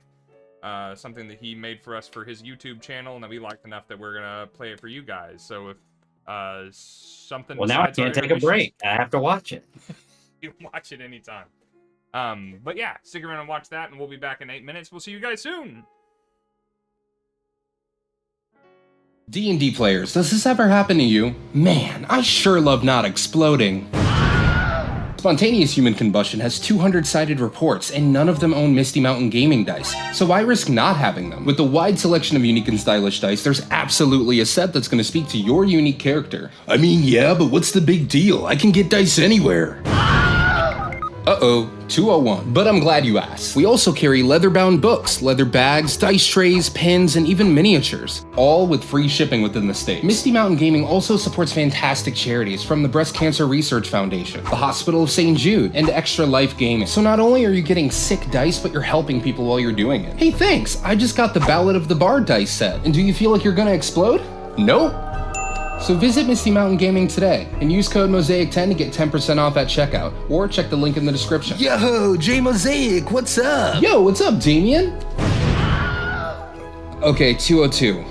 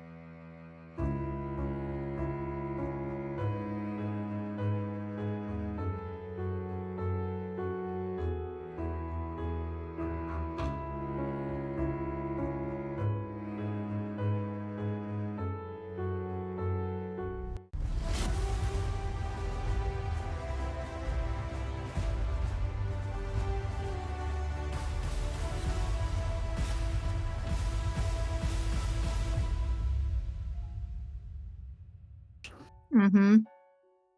Welcome. I love I got a new back, DM screen. everybody. Oh yeah, you did. I did. I got a new DM screen that has Cthulhu on it. Oh, awesome. And it says roll for initiative on the outside. And you too, viewer, can have your own Dungeon Master screen from Talon and Claw if you enter the giveaway that is coming up in the chat here in a second. We talked about it at the top of the stream, but it's still going on, obviously. It's going on all month across all of our streams. You guys made that seem so natural when Katie was clearly setting you up for your commercial. Brad is going to join us in a moment. Brian, I should say. You know, I've gone to calling Brian Brad in real life sometimes because of this game. I never met him before this game, and he introduced both Brian and Brad to me within the space of about 24 hours. So they're interchangeable to me. I literally look at the Twitch stream to remember what name to use. I don't think I called Yeah. him Brad when we got together in Richmond by some miracle. But I don't know, it's such a natural name for me to call him now. Well, he didn't do himself any favors by naming his character something so similar to his actual the name. same letters in his actual name. The same first two letters, at least. Almost this, yeah. Unfortunately, he is one of the many characters in this game that now has a third name that I need to keep up with. Ah, yes. Oh, I forgot the third one. So, Katie and Hannah and Eleanor and Brian. Oh yeah, sorry. Brad and Dr. Katie has moved Vargas. on to a fourth name. Okay, Eleanor is just what Ellie is short for, so technically Yes, it's I still understand. I need to get At it. least now I have only continued referring to Mike as his name from this campaign. Because I was still referring to you as Dr. Abernathy for a while when this one started. Yeah, there was about 3 games of that. And then I'm all the references to the family. I'm not sure that people watching actually know that we're related. I was thinking that as you were talking about family events. That's true. I mean, you open every session saying sometimes I'm called Uncle Mike. It's like, by who? Yeah, that's true. It's by me. In the last stream, I had 2 of my nephews, so it made even more sense. But it's true. All right, welcome back, Brian. We are back live, by the way, not to alarm you. I have the Twitch up as well. So okay, good. Just to let you know, I don't want you to walk in and say, "God, man, I walked out of this room and my ass had such an itch on it." Exactly. Yeah. What are you talking about? That's good entertainment. Yeah. Of all the things. Of all the things. Pales in comparison to some of the things we've said while we were playing the game. So I guess I should count my blessings. Things like the far side of an eldritch sphincter. You know what? That one's just going to keep living on. I spent part of my day today at a print shop for t-shirts, mugs, and other apparel. I could t-shirt that. Does everyone want a memento from the stream? I mean, I'll wear it. Put it on the Yes! back. I'm wearing a Miskatonic University shirt right now. I will On the back, immediately. I would definitely buy one. Far side of an eldritch sphincter, and on the front it's just an asterisk for no reason. For no reason. Yeah. As Brad was interrogating Annabelle at the bar, he was like, "Do you remember anything from that night? What's the last thing you said?" I was just waiting for him to say, "Does the phrase eldritch sphincter mean anything to you?" I was trying to make her comfortable, unlike someone else's approach. Yeah, Travis doesn't have that skill. All right, so, Annabelle returns to the table. An order is placed. The kitchen begins making a meal for all of you. Your second scotch, Dino brings over to you, assuming that Dr. Abernathy is picking up the tab, the well-dressed college man with the patches. Travis Cole, not Dr. Abernathy. What did I say? Dr. Abernathy. Shoot, we were just talking about this. That's Dr. why. Armitage. Professor Armitage, rather. Guys, I switched over after the break to Bib and Tucker, by the way, Mike. So Oh, I can't believe you still have any. My Christmas bib and tucker is gone. I've been cherishing it only on Monday nights. Okay. So thank you again, You're welcome. Merry Christmas. Dr. Abernathy. So Armitage places an order for you, assuming that he is picking up the tab. Another scotch is brought out. The Chianti is still there for the rest of you, as are the waters and the breadsticks. Eleanor, you return in the midst of a conversation that Armitage was having, that he promptly ends when you return to the table, because who the hell are you? And changes topics to, you know, or attempts to change the topics to the weather and, you know, how he's handling retirement and such as that. Topics that no one here is interested in, but that he feels are safe in present company. I'd just like to get it out because I was quiet there for a while, but I'd like to get it out. There's no reason to re-role play it, but I got Brad and Dr. Armitage, Professor Armitage, to explain what Solomon's Key was to me when they started finishing each other's sentences about it. I became obsessive about them letting me know what it actually was. Yes. Okay. So it's and you know, the boys could nerd out on it for your benefit, and probably do, because who else are they going to talk to about this kind of thing? It's not clear if they are a set of stone tablets, or if they are scrolls, or if they have ever been faithfully adapted since their original transcription. But the myth behind them is, and once again for the benefit of the chat and for Katie, they are a set of documents of some kind, one of which details the particulars of how to beckon what Solomon perceives as demons, dozens of them, and the particular rites and words and sacrifices and rituals and astral alignments that must be in place for these particular entities to be brought forth. And the second, and arguably more important of the two documents, is how to protect yourself from those entities should they arrive. And that is the highlights of what Solomon's Key. Is there anything, and there doesn't have to be, by the way, but is there anything in the mythos that would allow me to know, like, what format they take? You are welcome to make a mythos roll associated with them. This is certainly an occult thing, but as with everything, there's mythos elements to everything in history, basically. I don't make it. I fail pretty dramatically. For the joy of anybody in the chat or players on their free time, Solomon's Key is a real thing, and you are welcome to Google it on your free time, and everything that is true about it in the modern world is True about it in the game. To the game. Yeah. Within reason. Holdren is excited in the chat, as he should be. A lot of the Cthulhu stuff is rooted in reality. It's hard. That was part of Lovecraft's thing, is he really blurred the line between an actual place and then his fantasy. Well, I've as a character, like, Hannah has spent the last 10 years since her close encounter with possibly Cthulhu or some related entity, kind of researching these things. Unfortunately, you were having a very different conversation unless the boys win. But it could prompt a roll for you to get a check mark later as well. Yeah. If they mention it in front of me, I'm sure it's a I matter will see of what time. I know about it. I just say, Eleanor, why don't you excuse yourself to your friend and see if Hannah is still around?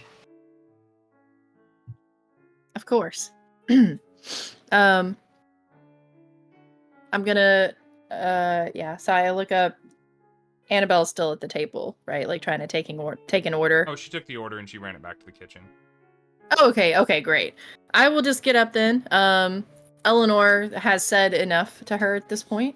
So yeah, I'll run into the bathroom and I'm gonna kind of You find, by the way, as part of your talent, that you scrub at your cheeks to give them a little bit of color, but you find things are malleable in a way that suits the purpose and the moment, but that, wasn't like that before. And as you are kind of pushing your hair up to try and make it look shorter, you actually feel short thought. And as you are reverting back to Hannah, you find it a pretty simple transition. Your hair gets a little darker, or that scar on your back becomes more noticeable.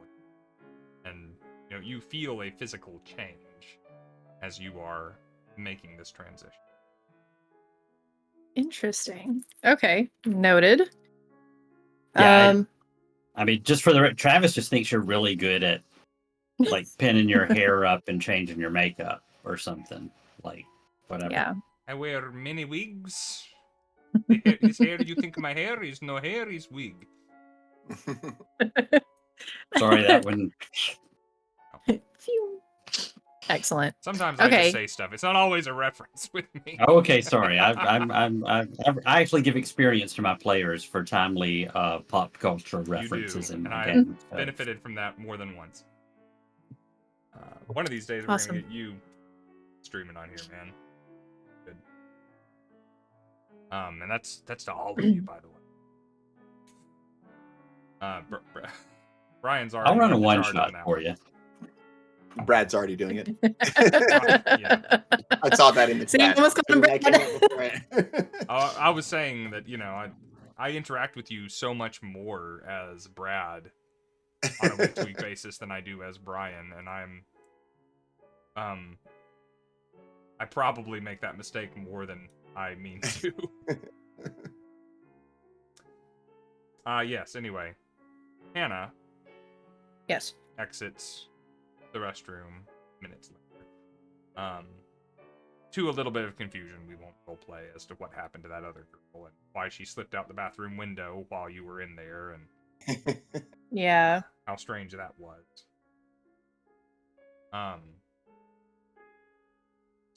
But when you do return, Armitage is pretty eager to catch you up on this new idea that has been presented to him, that Barlow might be untrustworthy, guys, and maybe the conversations that they had about the safeguards that they should be taking, the precautionary measures to defend themselves against what is coming, may have ulterior motives, and that Palmer, Armitage's old school buddy, may be being swindled out of his grant money by the shyster, Alvin Barlow.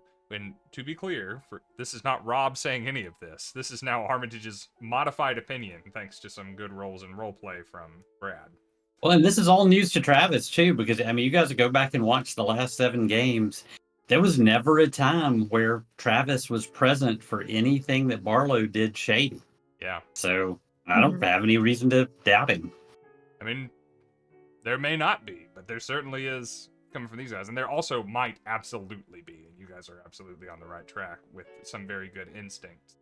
But now, at least for the moment, Armitage is convinced and kind of beside himself fretting over what might be. No, Travis is perfectly willing to believe the worst about anybody. That's probably his mission statement. Yeah. That's fair.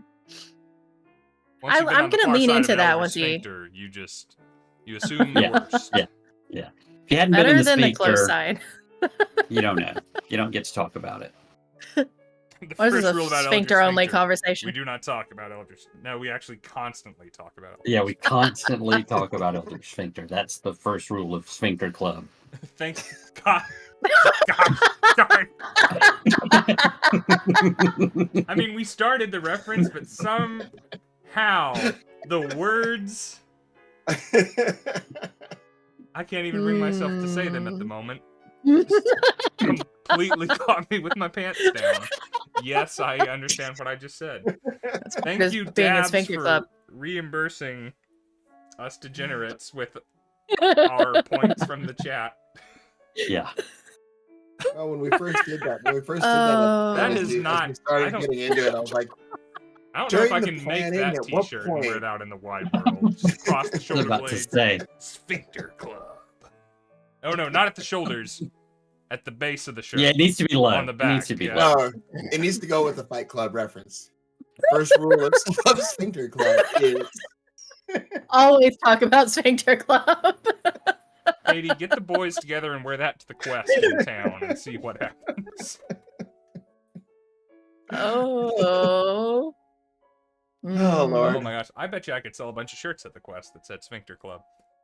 they would sell. Anyway, So, as we continue the conversation while we're waiting for our food, I'm going to slowly you still have your appetite left after all this. I'm gonna slowly start dropping hints as to we need to do something about Barlow. Someone needs to follow. I'll follow him. And if we can do that with the sanction of the university, that might give us some a decent cover, a decent avenue to where he might. I'm sorry, the At this- Discord audio cut out. That might what? That might give us a bit of cover so where Barlow doesn't see us coming. You got to understand, at this point, I'm not aware of just how much money Travis has. I'm assuming that he doesn't have the finances to get this trip going. And as any starving college student will know, the best way to get anything done is to get the university to pay for it. Sure. And I say we can use my plane. At him saying my plane, I kind of. You know, an Armitage Same. will also. We all just.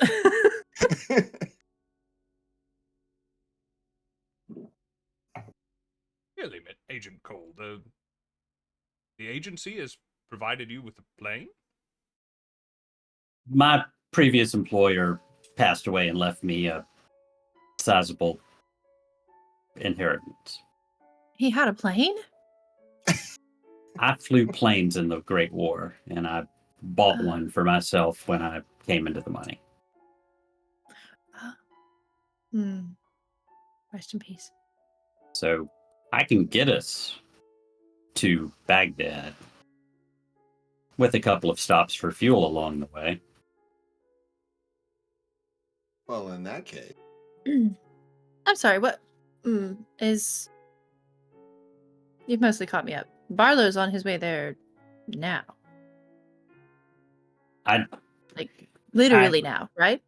You're the one that read the lips of the orderlies. Yeah. I don't know if that had happened, was going to happen, or was currently happening. I don't have a good idea of the timeline. All of the finer details would have been in the article, which I don't believe any of you collected the paper. We didn't. No. I was just listening. I was just like watching what they were talking about. By Armitage's account, he knew that Barlow was leaving today. He doesn't know if he has all left, or if he's on the tarmac right now, or if he's in the air, or if he's still at a hotel packing his bags. Just knew today was the day. I mean, we're less Wow. than 20 minutes from the asylum or whatever, right? So whatever paper is here is there. Yeah. Yep. I mean, it's published. It's probably on a street corner right now. Yeah, Well, look at Armitage. Oh, God. I just go over to the bar and ask Dino for where can I get today's paper. He will scrounge it up for you. He said, Okay. he If saw- he hems and saw haws, one of I the was just day shift going to guys give him with it money earlier. and- Yeah, Yeah. I put $5 on the bar and I say it would be really great if there was today's newspaper here very soon. He calls in Annabelle and does not mention the $5 and sends her out to find a newspaper at any cost. Since she's not old enough to watch the place. She can't legally serve or drink, although she is. but it also saves him some wear and tear on the shoes. So she returns relatively quickly. Yeah, he may keep knives in his shoes too, and you don't want to do a lot of walking. Yeah, true. It's more common than you think. These shoes are not made for walking; they are made for knife storage. Stab it. Yeah, also that. And you quickly find the article. It is, lots of weird stuff happens in Arkham, so they often downplay that with the mundane. So, pretty close to the front page is an article on how the pride of the town, Miskatonic University's archaeological department, has been given this large grant, and that celebrity archaeologist Alvin Barlow. Not a compliment if you're an archaeologist, but go ahead. No, not really. Just what is it? Media darling Alvin Barlow is off to the Fertile Crescent, and man, this would be one of those games where it'd be cool for Seth Skorkowski to slide you a handout right now. Yeah, I was about to say that the Cthulhu is all about handouts. This is where you're supposed to give me a handout. I'm really just looking for, and he is going to be staying in this city, or he is traveling with this person, or some way that we can end up in the same place that he ends up is what I'm trying to accomplish here. So while he's searching through the article, Because the Fertile Crescent is a big place. It is. What information did you two come to agree upon? Did you come to a consensus on about where you might be able to pick up the path of this book? So, answers in tandem. Yeah, you're just jumping. That's exactly what I was going for. You've just jumped to the end, which was probably smart. What the article and Armitage's accounts, which match up rather perfectly, by the way, except for the reasoning of the expedition, is that the ultimate destination of, and you don't, it doesn't give all of his flight details, and neither does Armitage, because he usually gives things to Barlow.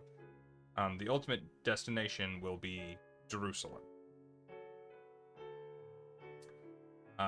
That the belief is that Solomon, during his time, once following the Israelite God, was lured away when he took in wives from all these other lands and lured into all these, by Israeli standards, these heretical followings of these dark gods and demons. And when he learned about all of these things, this book, or he wrote these texts from the things that he found, and then when he ultimately returned to his original faith, these things were put away or meant to be destroyed, but secretly preserved, and somewhere in the area surrounding Jerusalem is where Barlow is expecting to find them. And apart from a few texts that Barlow has had access to and conversations with people that he's had over the course of his adventures, he doesn't believe that if the texts still exist, that they have made it far from their original place, just kept in hiding, potentially by some sect or entity dedicated to their preservation. That much did not make it so much into the article.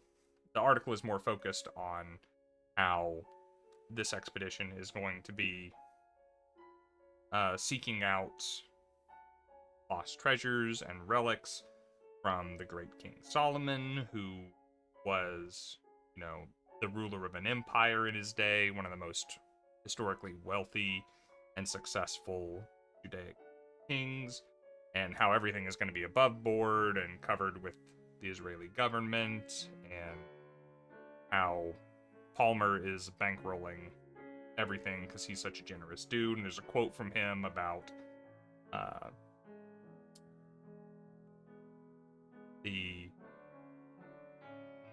the historical implications, the importance of this, and why he is so personally invested.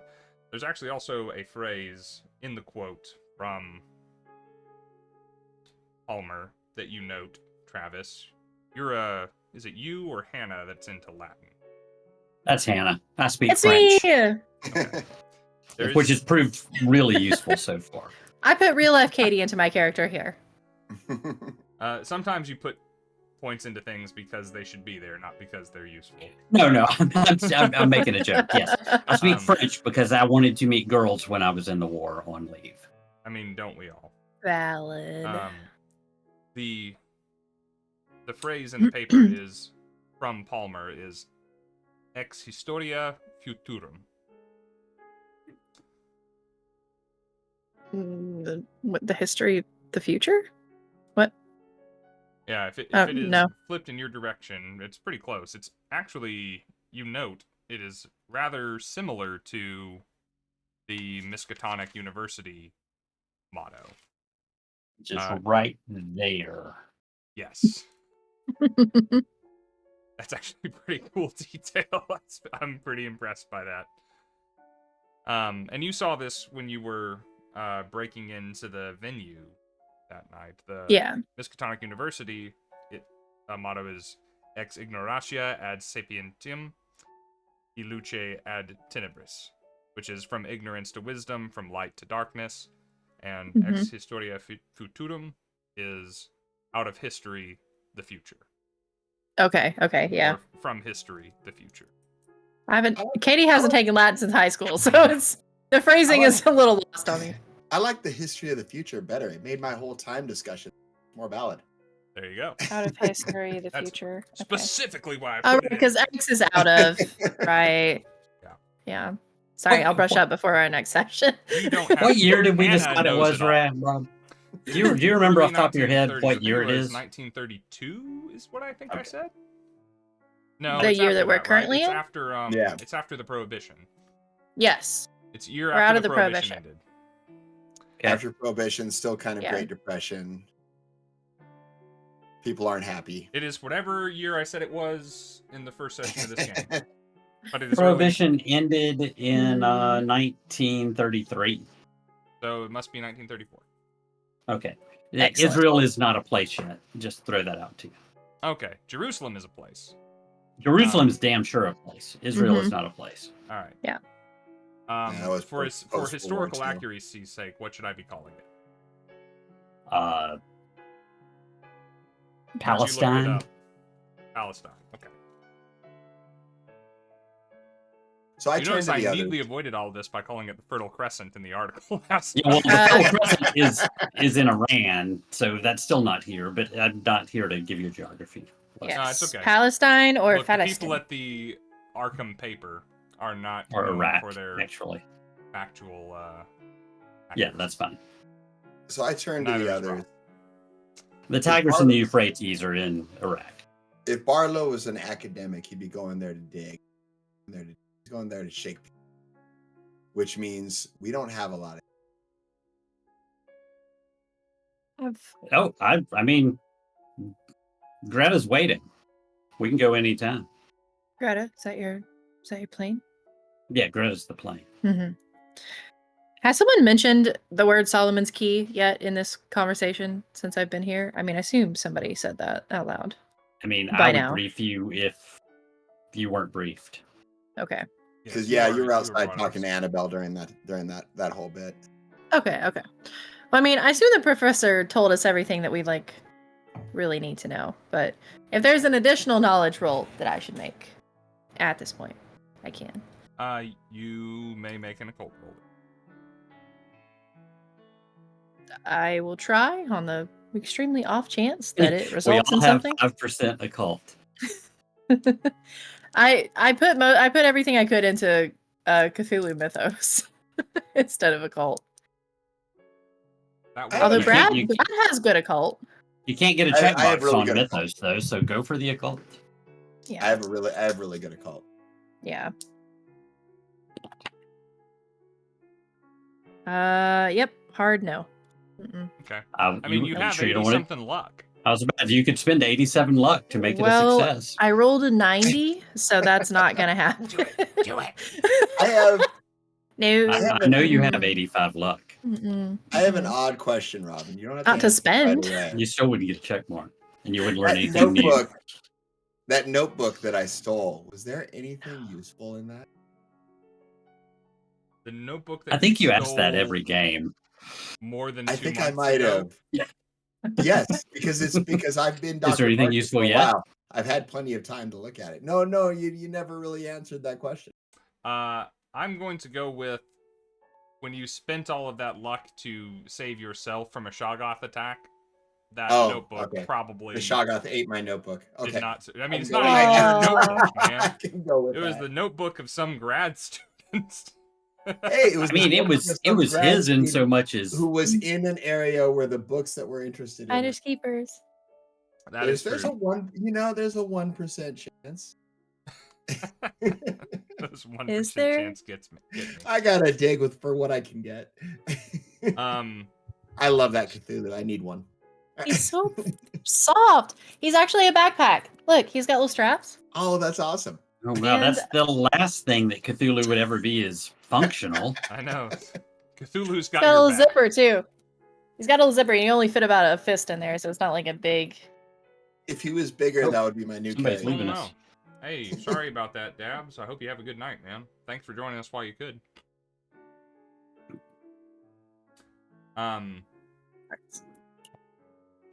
Yes, you had some time as Dr. Vargas for sure. But I'm afraid No worries. you're not missing out I on thought anything. There was not anything. It was cool except some high school drama something in that the was at the margins. back of my mind. Yeah, nothing particularly useful, I'm afraid. The fact that you were able to steal it was impressive and a good character moment, though. Yes. And then you're- 30 cultists burst into the restaurant. They all attack Hannah because she was bragging at the end of the last session she didn't lose any hit points. Hey, I Wow, wasn't. somebody Yeah. did watch the stream. Oh, yep. I had forgotten Hearsay. that little taunting of the keeper. I would never. Armitage is still a little bewildered by all of this. He thought he was gearing up for a very different conversation. Happens with us. But the idea of y'all chasing down Barlow in Travis Cole's playing Greta, to potentially stop, I mean, for all he's thinking now, Barlow may be some diabolical cultist here who's been playing the long con on him all this time. So he thinks that is commendable and daring, and regrets that he doesn't really have anything to contribute to the matter. I mean, Did he? Travis wasn't looking for his blessing. So Barlow does have the book. We're pretty sure. The book? As far as The Armitage book. knows, the Necronomicon was destroyed, because that's what Barlow told him. And if Which you- it definitely wasn't. I mean, The probably. question is, do we think Abigail, or is it Abigail? Annabelle. Annabelle. Do we think Annabelle still has anything valuable? Because there's something there's something there. There's something there as far as her family. There's shit she's not telling us. Rob super deflected completely off the board Exactly. There was a reason. when Eleanor asked about the family, all she got was, well, you know the history, which was super not useful. Which, So Both Eleanor and I established that we were going to talk later. yes, yeah, I thought that I was funny too. I figured it would only be creepy if Travis went over there with all We will 6'10" and was, I'd like to meet you So- behind the restaurant in an hour. that is a good point, and I did want to ask Armitage about this, and I forgot. So thank you for reminding me. Okay, camera's out of focus. So good point here. In character, would like to turn to Armitage if I can. Professor, if you can, I think that you should give that girl a job at the library instead of here. Take her on as an assistant. Pay her enough to rent a room. Is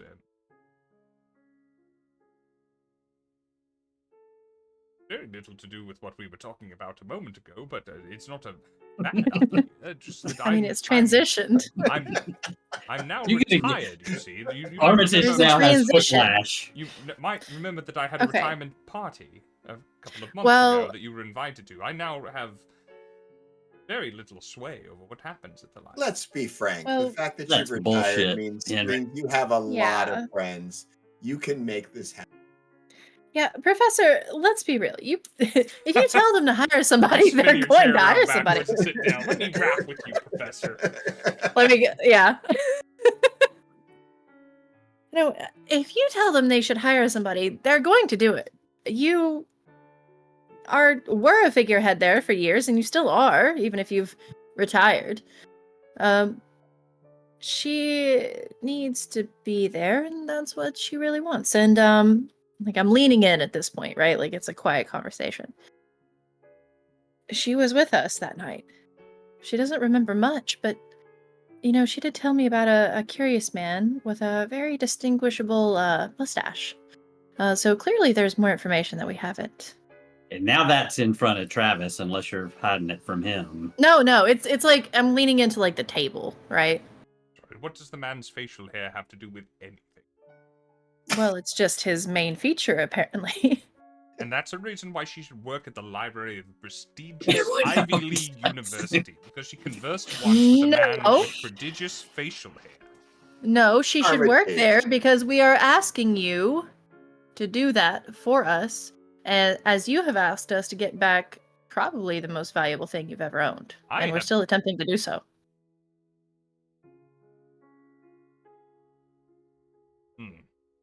Do any of the boathouse Irishmen have remarkable facial hair from our memory? There were some mutton chops, but that was about it. Okay, continue. Who is Sorry. who was the guy that was mentioned in the article with Palmer. Arlo? Palmer? Palmer. Do we know what Palmer looks like? You have no idea. So I'm gonna ask smirk a Armitage little- if he I knows. smirk a little bit and go, facial hair aside, he was there. She was there. Yes. Hard to argue It would with somebody who behoove starts a us. sentence with facial He was a hair boy, she was a aside. girl. It would behoove us to keep it would behoove us to keep her somewhere closer where we have access. That's what we're saying.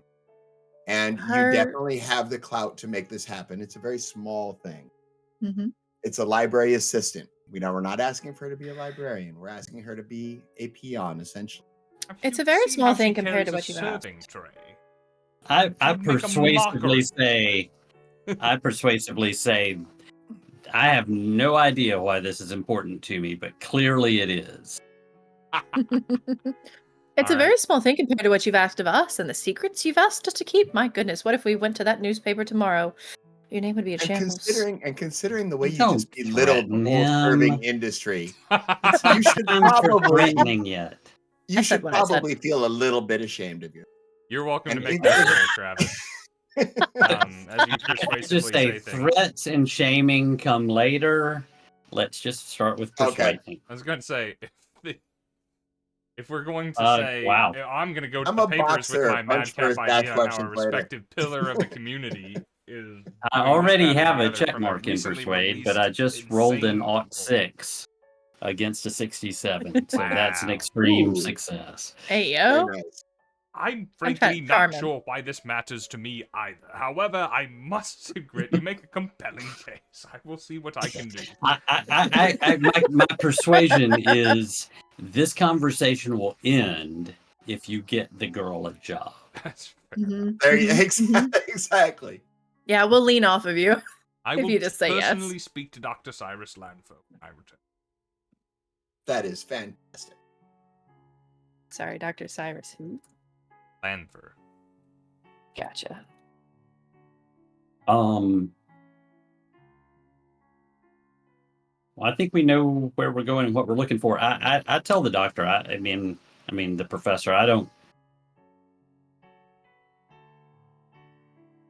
Travis doesn't feel compelled to share a whole lot with Henry at this point, but he did get him out of the asylum with Brad's help. But I mean, I say I don't think the book is destroyed. I think the attractive woman who was present at the boathouse is almost certainly still in possession of it.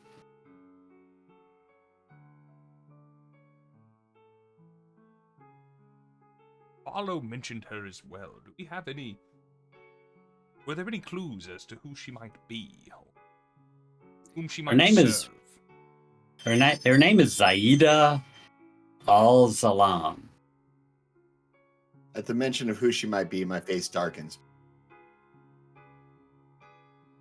She's spectacularly, unnaturally, one might say, attractive and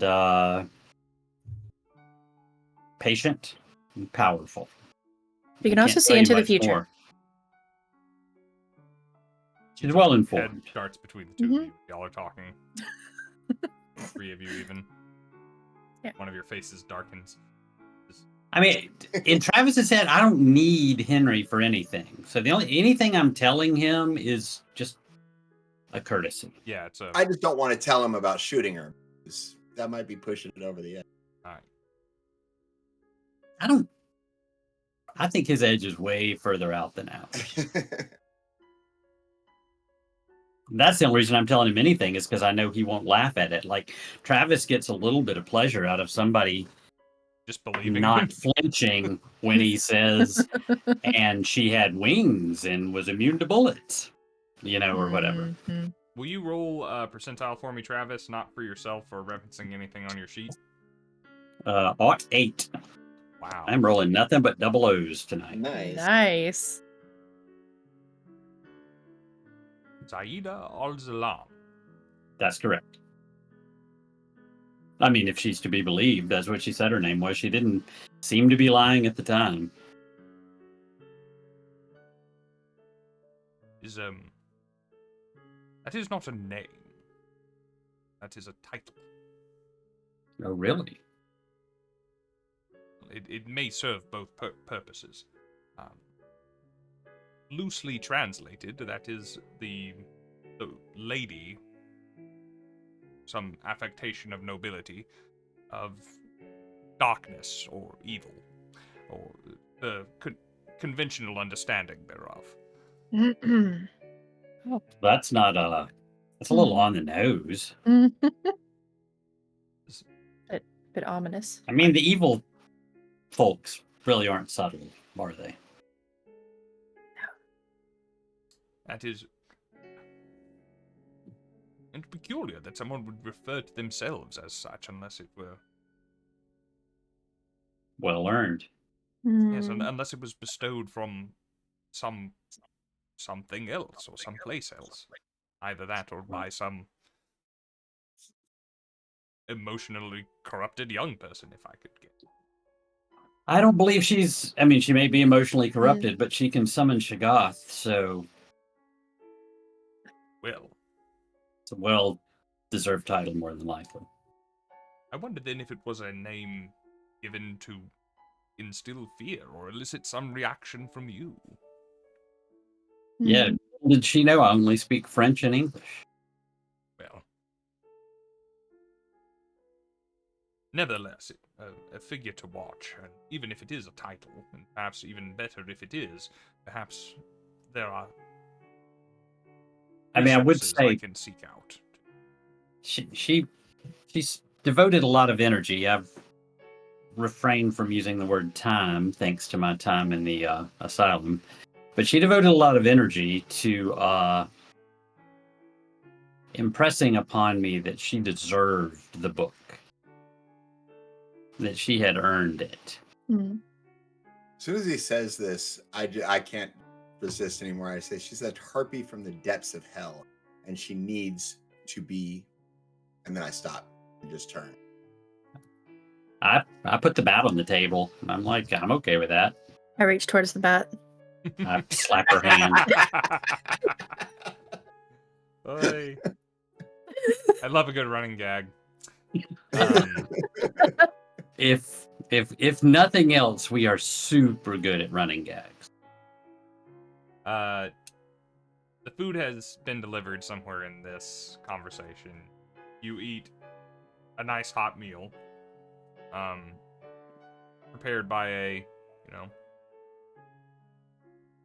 perfectly acceptable Italian chef in Arkham, Massachusetts. Hmm. Armitage does pick up the tab, and I order one more scotch before he does. there you go. Yeah. I'm drinking the wine. With his promises of seeking some kind of employment on behalf of Annabelle Sawyer, he will adjourn for the night unless there's anything that y'all required of him in particular. I never needed him in the first place. Fair. I will ask him before he goes, if we could be afforded maybe a key or some kind of access card to have round the clock access to that library. Nice. Access is what you need. You have only to call upon me, and I will provide it. Travis's mouth is hanging open, looking at When Ellie, she says and that, going, I'm resisting. I've never known you to carry a rule. key. That's great, Mark. There are many ways to get through a locked door. You do not always need a key, but sometimes it's the easiest.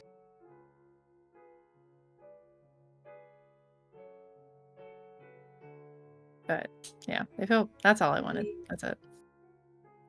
Yeah, We let him. he resists that suggestion under the grounds that he will happily help you himself as someone who's much more intimately familiar with the contents of those walls than He didn't want us doing stuff without it. I say once he's gone. Mm-hmm. And now he won't be suspicious that we will. I think he may be smart enough to sense that we don't really need much more from him. All men think they're smart enough. Well, I mean, some of us are. Mm-hmm. I'm just gonna look at the bat real quick and then just see. I am. I move it to the other side of my chair.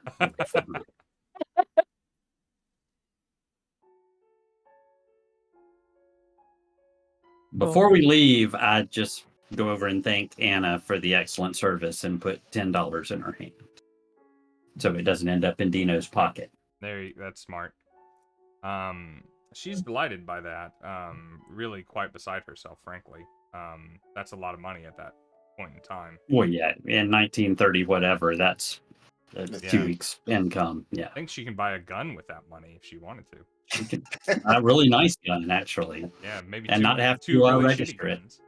Yeah, nobody's ever even heard of registering a gun. I love the actually. fact you could like get a catalog and have a gun delivered to your house.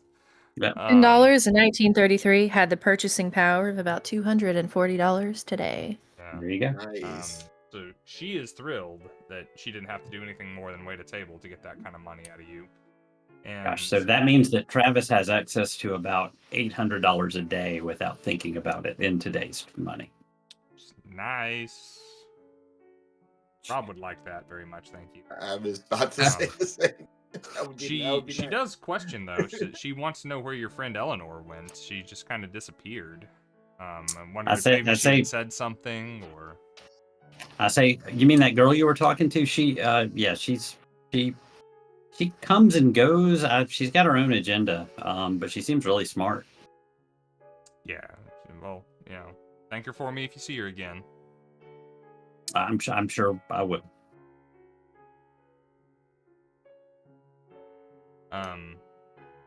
And then the evening is y'all do with as you please. I think there was some beginnings of a plan being formed there at dinner. I just want to make sure I know it. I mean, as long as I have access to my car and my stuff, I will migrate my stuff into my plane and give everybody whatever time they need. I also have a little cabin on a couple of acres just outside of Arkham. And if people need a place to crash for the night, or if we need a place to meet up after you go take care of your own shit, then I make sure you know where my house is. I wanted to bug Annabelle much. I don't know what else I'm going to get out of Eleanor better. Because I it'd didn't be catch. nice to know. I said I wanted to bug Annabelle a little bit more, but I don't know how much more I can get out of it. You might have a shot. What, I mean, if you're having this discussion with Anna, what were you hoping to get out of Annabelle? I want to know what her background is. She was there for a reason. And the fact that she's so evasive about her family, there's some connection there. It's a side thing. It's not directly connected to what we're doing right now, but I feel like it's important.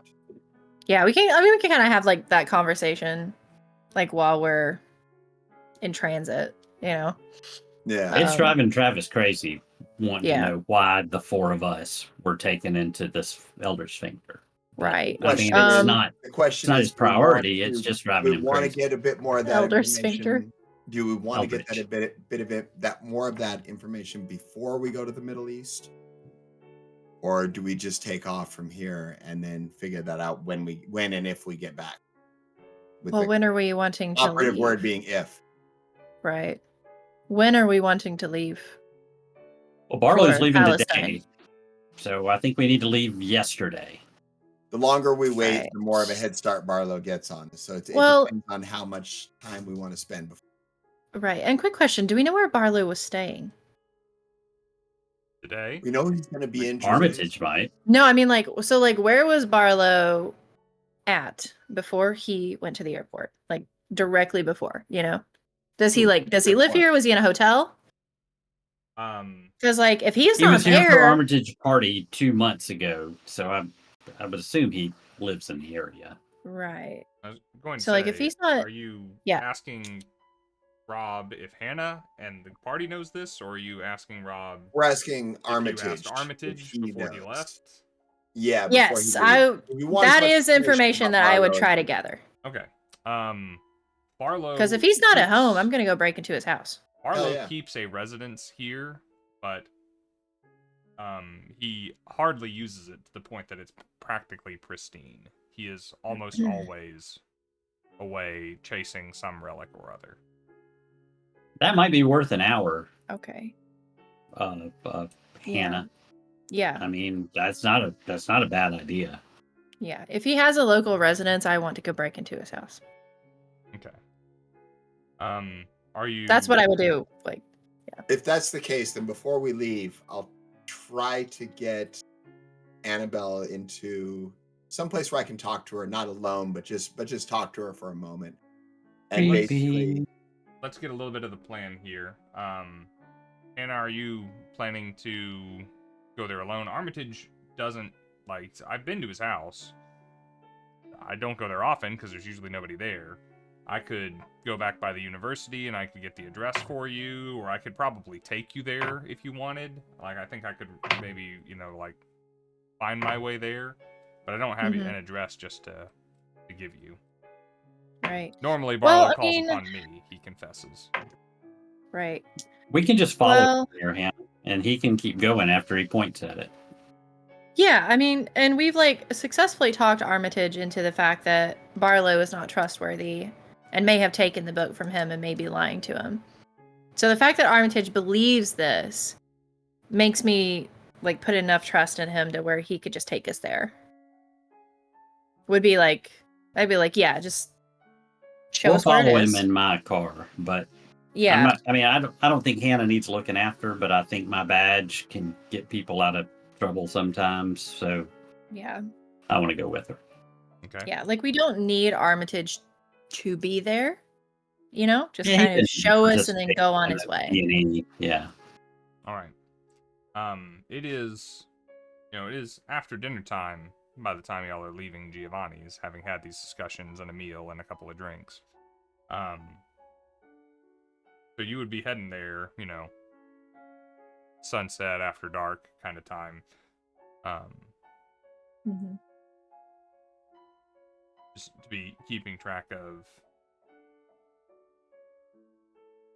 Daylight. I'm just confirming, yeah, where we are in relation to the being hot on the heels of the guy that y'all were hoping to catch up to. Mhm. And Yeah, I mean, I think we're not talking about spending more than 30 minutes in his house. okay. I mean, you know, if that. Yeah, I just want to go, like, If confirm he that has he's a safe, gone. she's going to break into it and take the I'm gonna stuff out try. of it. I'll try. I mean, that's really it. Yeah, confirm that he's gone. See if there's anything obviously suspicious. And yeah, if he has a safe, definitely try to break into it. Okay. Are you tagging along, Brad, when you realize that is their plan? Oh, I am gonna ask Annabelle if she would, after she gets off of work, because obviously we're the only table, should be, if she would like to go have a drink and talk a bit about her memories. I'm really curious. Basically, what kind of things you do remember? It's been bothering me, and I tell her because I don't remember the whole situation that well. Let's see. Make a charm roll. Charm? It's just before too much time passes, because I always hate it when somebody makes a retro call when I'm a DM. Mm-hmm. I make sure Brad knows where my plane is, and I tell him to be there at sunup, because Sounds that's good. when we are going to take off. Did you bring it to Arkham? Well, I mean, my house is just outside of Arkham. I don't know where there is a runway that I can tell you, a Boeing Model 80 biplane can take off. Okay.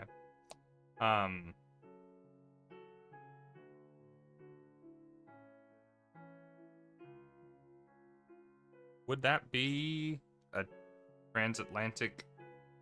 Yeah, I don't know. I mean, he can afford that. I just pulled that out of the book. I'll find one that is. Certainly for the I purposes mean, of that this was the adventure. intent, was to draw the Indiana Jones lines around the map. Otherwise, it's not useful. Yeah. For the purposes of this adventure, you have, if you don't personally own, you have access to a vehicle by means of the agency or your Yeah, or you just funding rent it anything. or whatever. Yeah. Yeah. Rob It's is not maximum- saying you can't do that thing. I just want you to have a plane. Now that we've said what the plane is, I want us to make sure, just like Israel is Palestine, you have access to a worthy vessel for the trip. Yeah. Its range I- is 741 kilometers. Yeah, I was about to say, I checked it out before I picked it, and I think Okay. that's about right. So, Then we're good. That means we'll have several stops. yeah. hmm Um, But it should make it from land yeah, to land. so what we'll say is it's on an airstrip at a Boston airport, and it's, you know, a couple-hour car journey to make it there. No problem. That gives me time to psychoanalyze everybody and make them feel better while we're in the car. There you go. I could use that. So you guys are Yes. going to In peace, go like- break into that. Brad, how did that charm roll go? Let's see. That is going to be an 28, which my charm is 15. Okay. But I'm going to go ahead and spend that 13 luck to pull All it. right. You have another ephemeral 10 to spend, so you only have to mark a real 3 off your sheet there because it was bought back Awesome. for you. She tells you, and Holdren is correct. She says, "I'm too young to go out for a drink with you. But if you want to have a drink and you Creep. want to talk, you did save my life, and you seem like a safe enough guy because you rolled very well. And you were Like even all with a pervs personal do. friend of mine." Says, Mm. I just kind of look at her perplexed. You're too young for a soda? Oh, soda. I can have a soda for sure. After you were down in Well, there we scotches at the go. restaurant, I just assumed you meant something else. Well, Mm. I won't tell if you won't. So she agrees to go have a chat with you. Got it. We are coming towards the end of the time, and I know we have a hard cutoff on Mondays. Yeah, that's what so I'm thinking. We might want to save this conversation I'm for the gonna next session. I'm gonna hand wave some stuff here. Because next session, I'd love to go ahead and start doing those dots on the map and get some good Travis Cole aeronautics in. So Nice. we'll drop a few things to kind of tease the next session here. Cool. Travis and Hannah. Armitage takes you by the house. Now, Armitage knows there's nobody home. Armitage knows that you guys are interested in going there. Armitage knows you guys don't trust Barlow. He knows what you're going to do, but he doesn't want to stick around and be a part of it. So he takes you kind of just outside of town to where people start having yards again. And there is a pretty quaint white picket fence 2-story house that is under Barlow's name. He indicates it to you and he speeds off into the dark. Barlow doesn't have much by way of neighbors out here. So entering without ceremony or inconvenience is not difficult necessarily. I am going to need the lockpick roll to get you in. While she's rolling Right the now? lockpick roll, I'm looking under the mat, in the mailbox, under plant, under potted plants, You can spot hidden for me then. because I'm a cop and I assume everybody just leaves a key out here for the maid. Let's see. That is a good point. Wow. Oh, sorry, I get to roll twice because my eyes glow. That's Mhm. good. Oh yeah. Oh, Okay. yeah. I got a 33, which is right on the nose of my hard success. Okay. How did things go for Travis, just for point of argument? I made a hard success on spot hidden. Okay. Well, this is great, because now you can break into his house and take his spare key. That's awesome. Hell yeah. Yeah. Click, and I put a key in front of her face. So you successfully pick your way in. And Travis, you see that there is a little statue on his stoop. It's of a hound dog wearing a little rain slicker and holding a fishing pole. And you can actually pick up its little hat, and there was a key under there. And a third Cute. eyeball.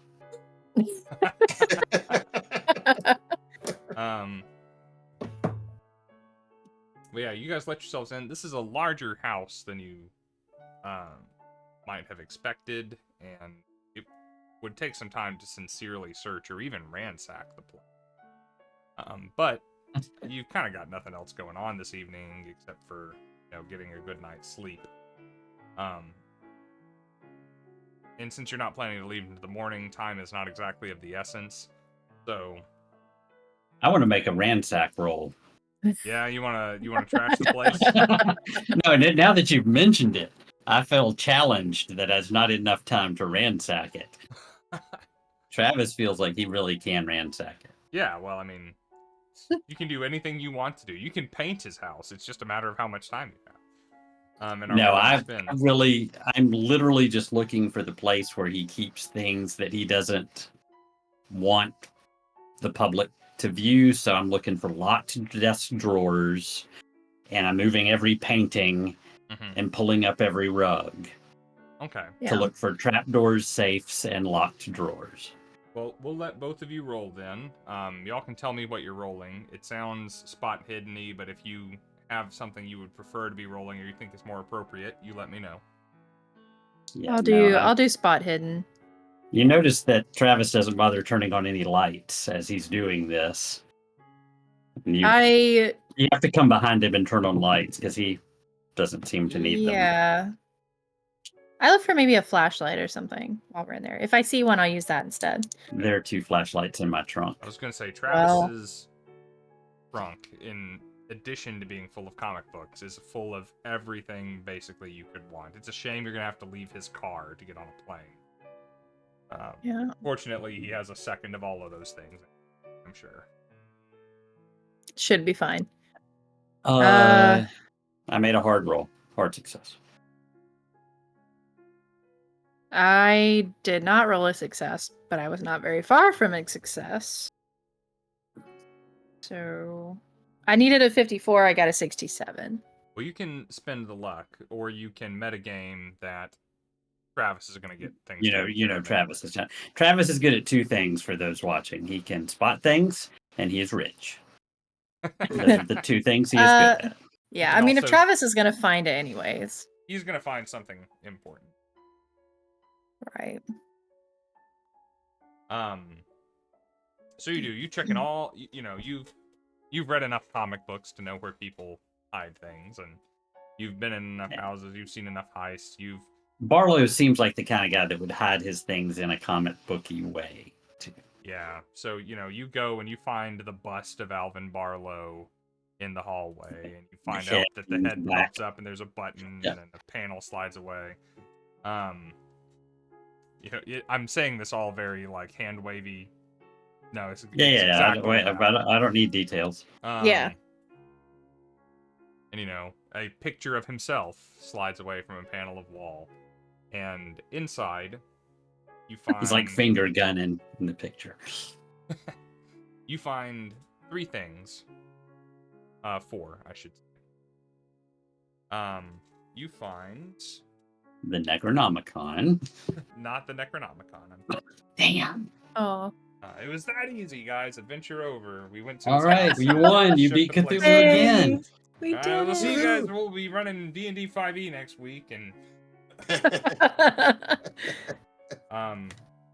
Cthulhu's the love interest. oh boy, don't excite the chat. So What a thing for the host to say. sorry, yeah, I guess that. Yeah. I need to find a. Well, do you want to make this the cliffhanger, because Brian's got to go in 4.5 minutes. I do need to sign out so that I have like 5 minutes. I have to jump into my Here are the things that you find.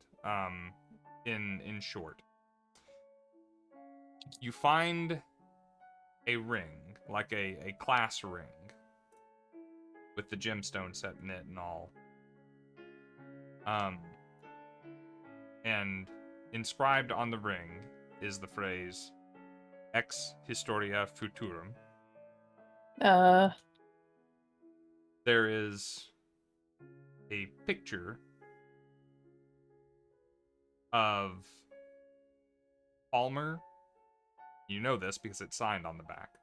Of Palmer, Armitage, and Barlow from 20 years ago at Miskatonic University, and we can cover in more detail later. There is a very fine revolver, like a perfectly functional firearm, but like it's the Rolex of handguns, tells Like time just Pearl as well as anything handler else, or- but yeah. Mhm. And a pair of letters, and each of these letters is a suicide note written on behalf or by Henry Armitage and Palmer, Ayo. Nice. in different hands, it should be noted. That's Barlow- great. So Barlow had a plan. I look over at Ellie. I can call you Ellie here. I look over at Ellie and I say, "You're right. Ayo. He's bad.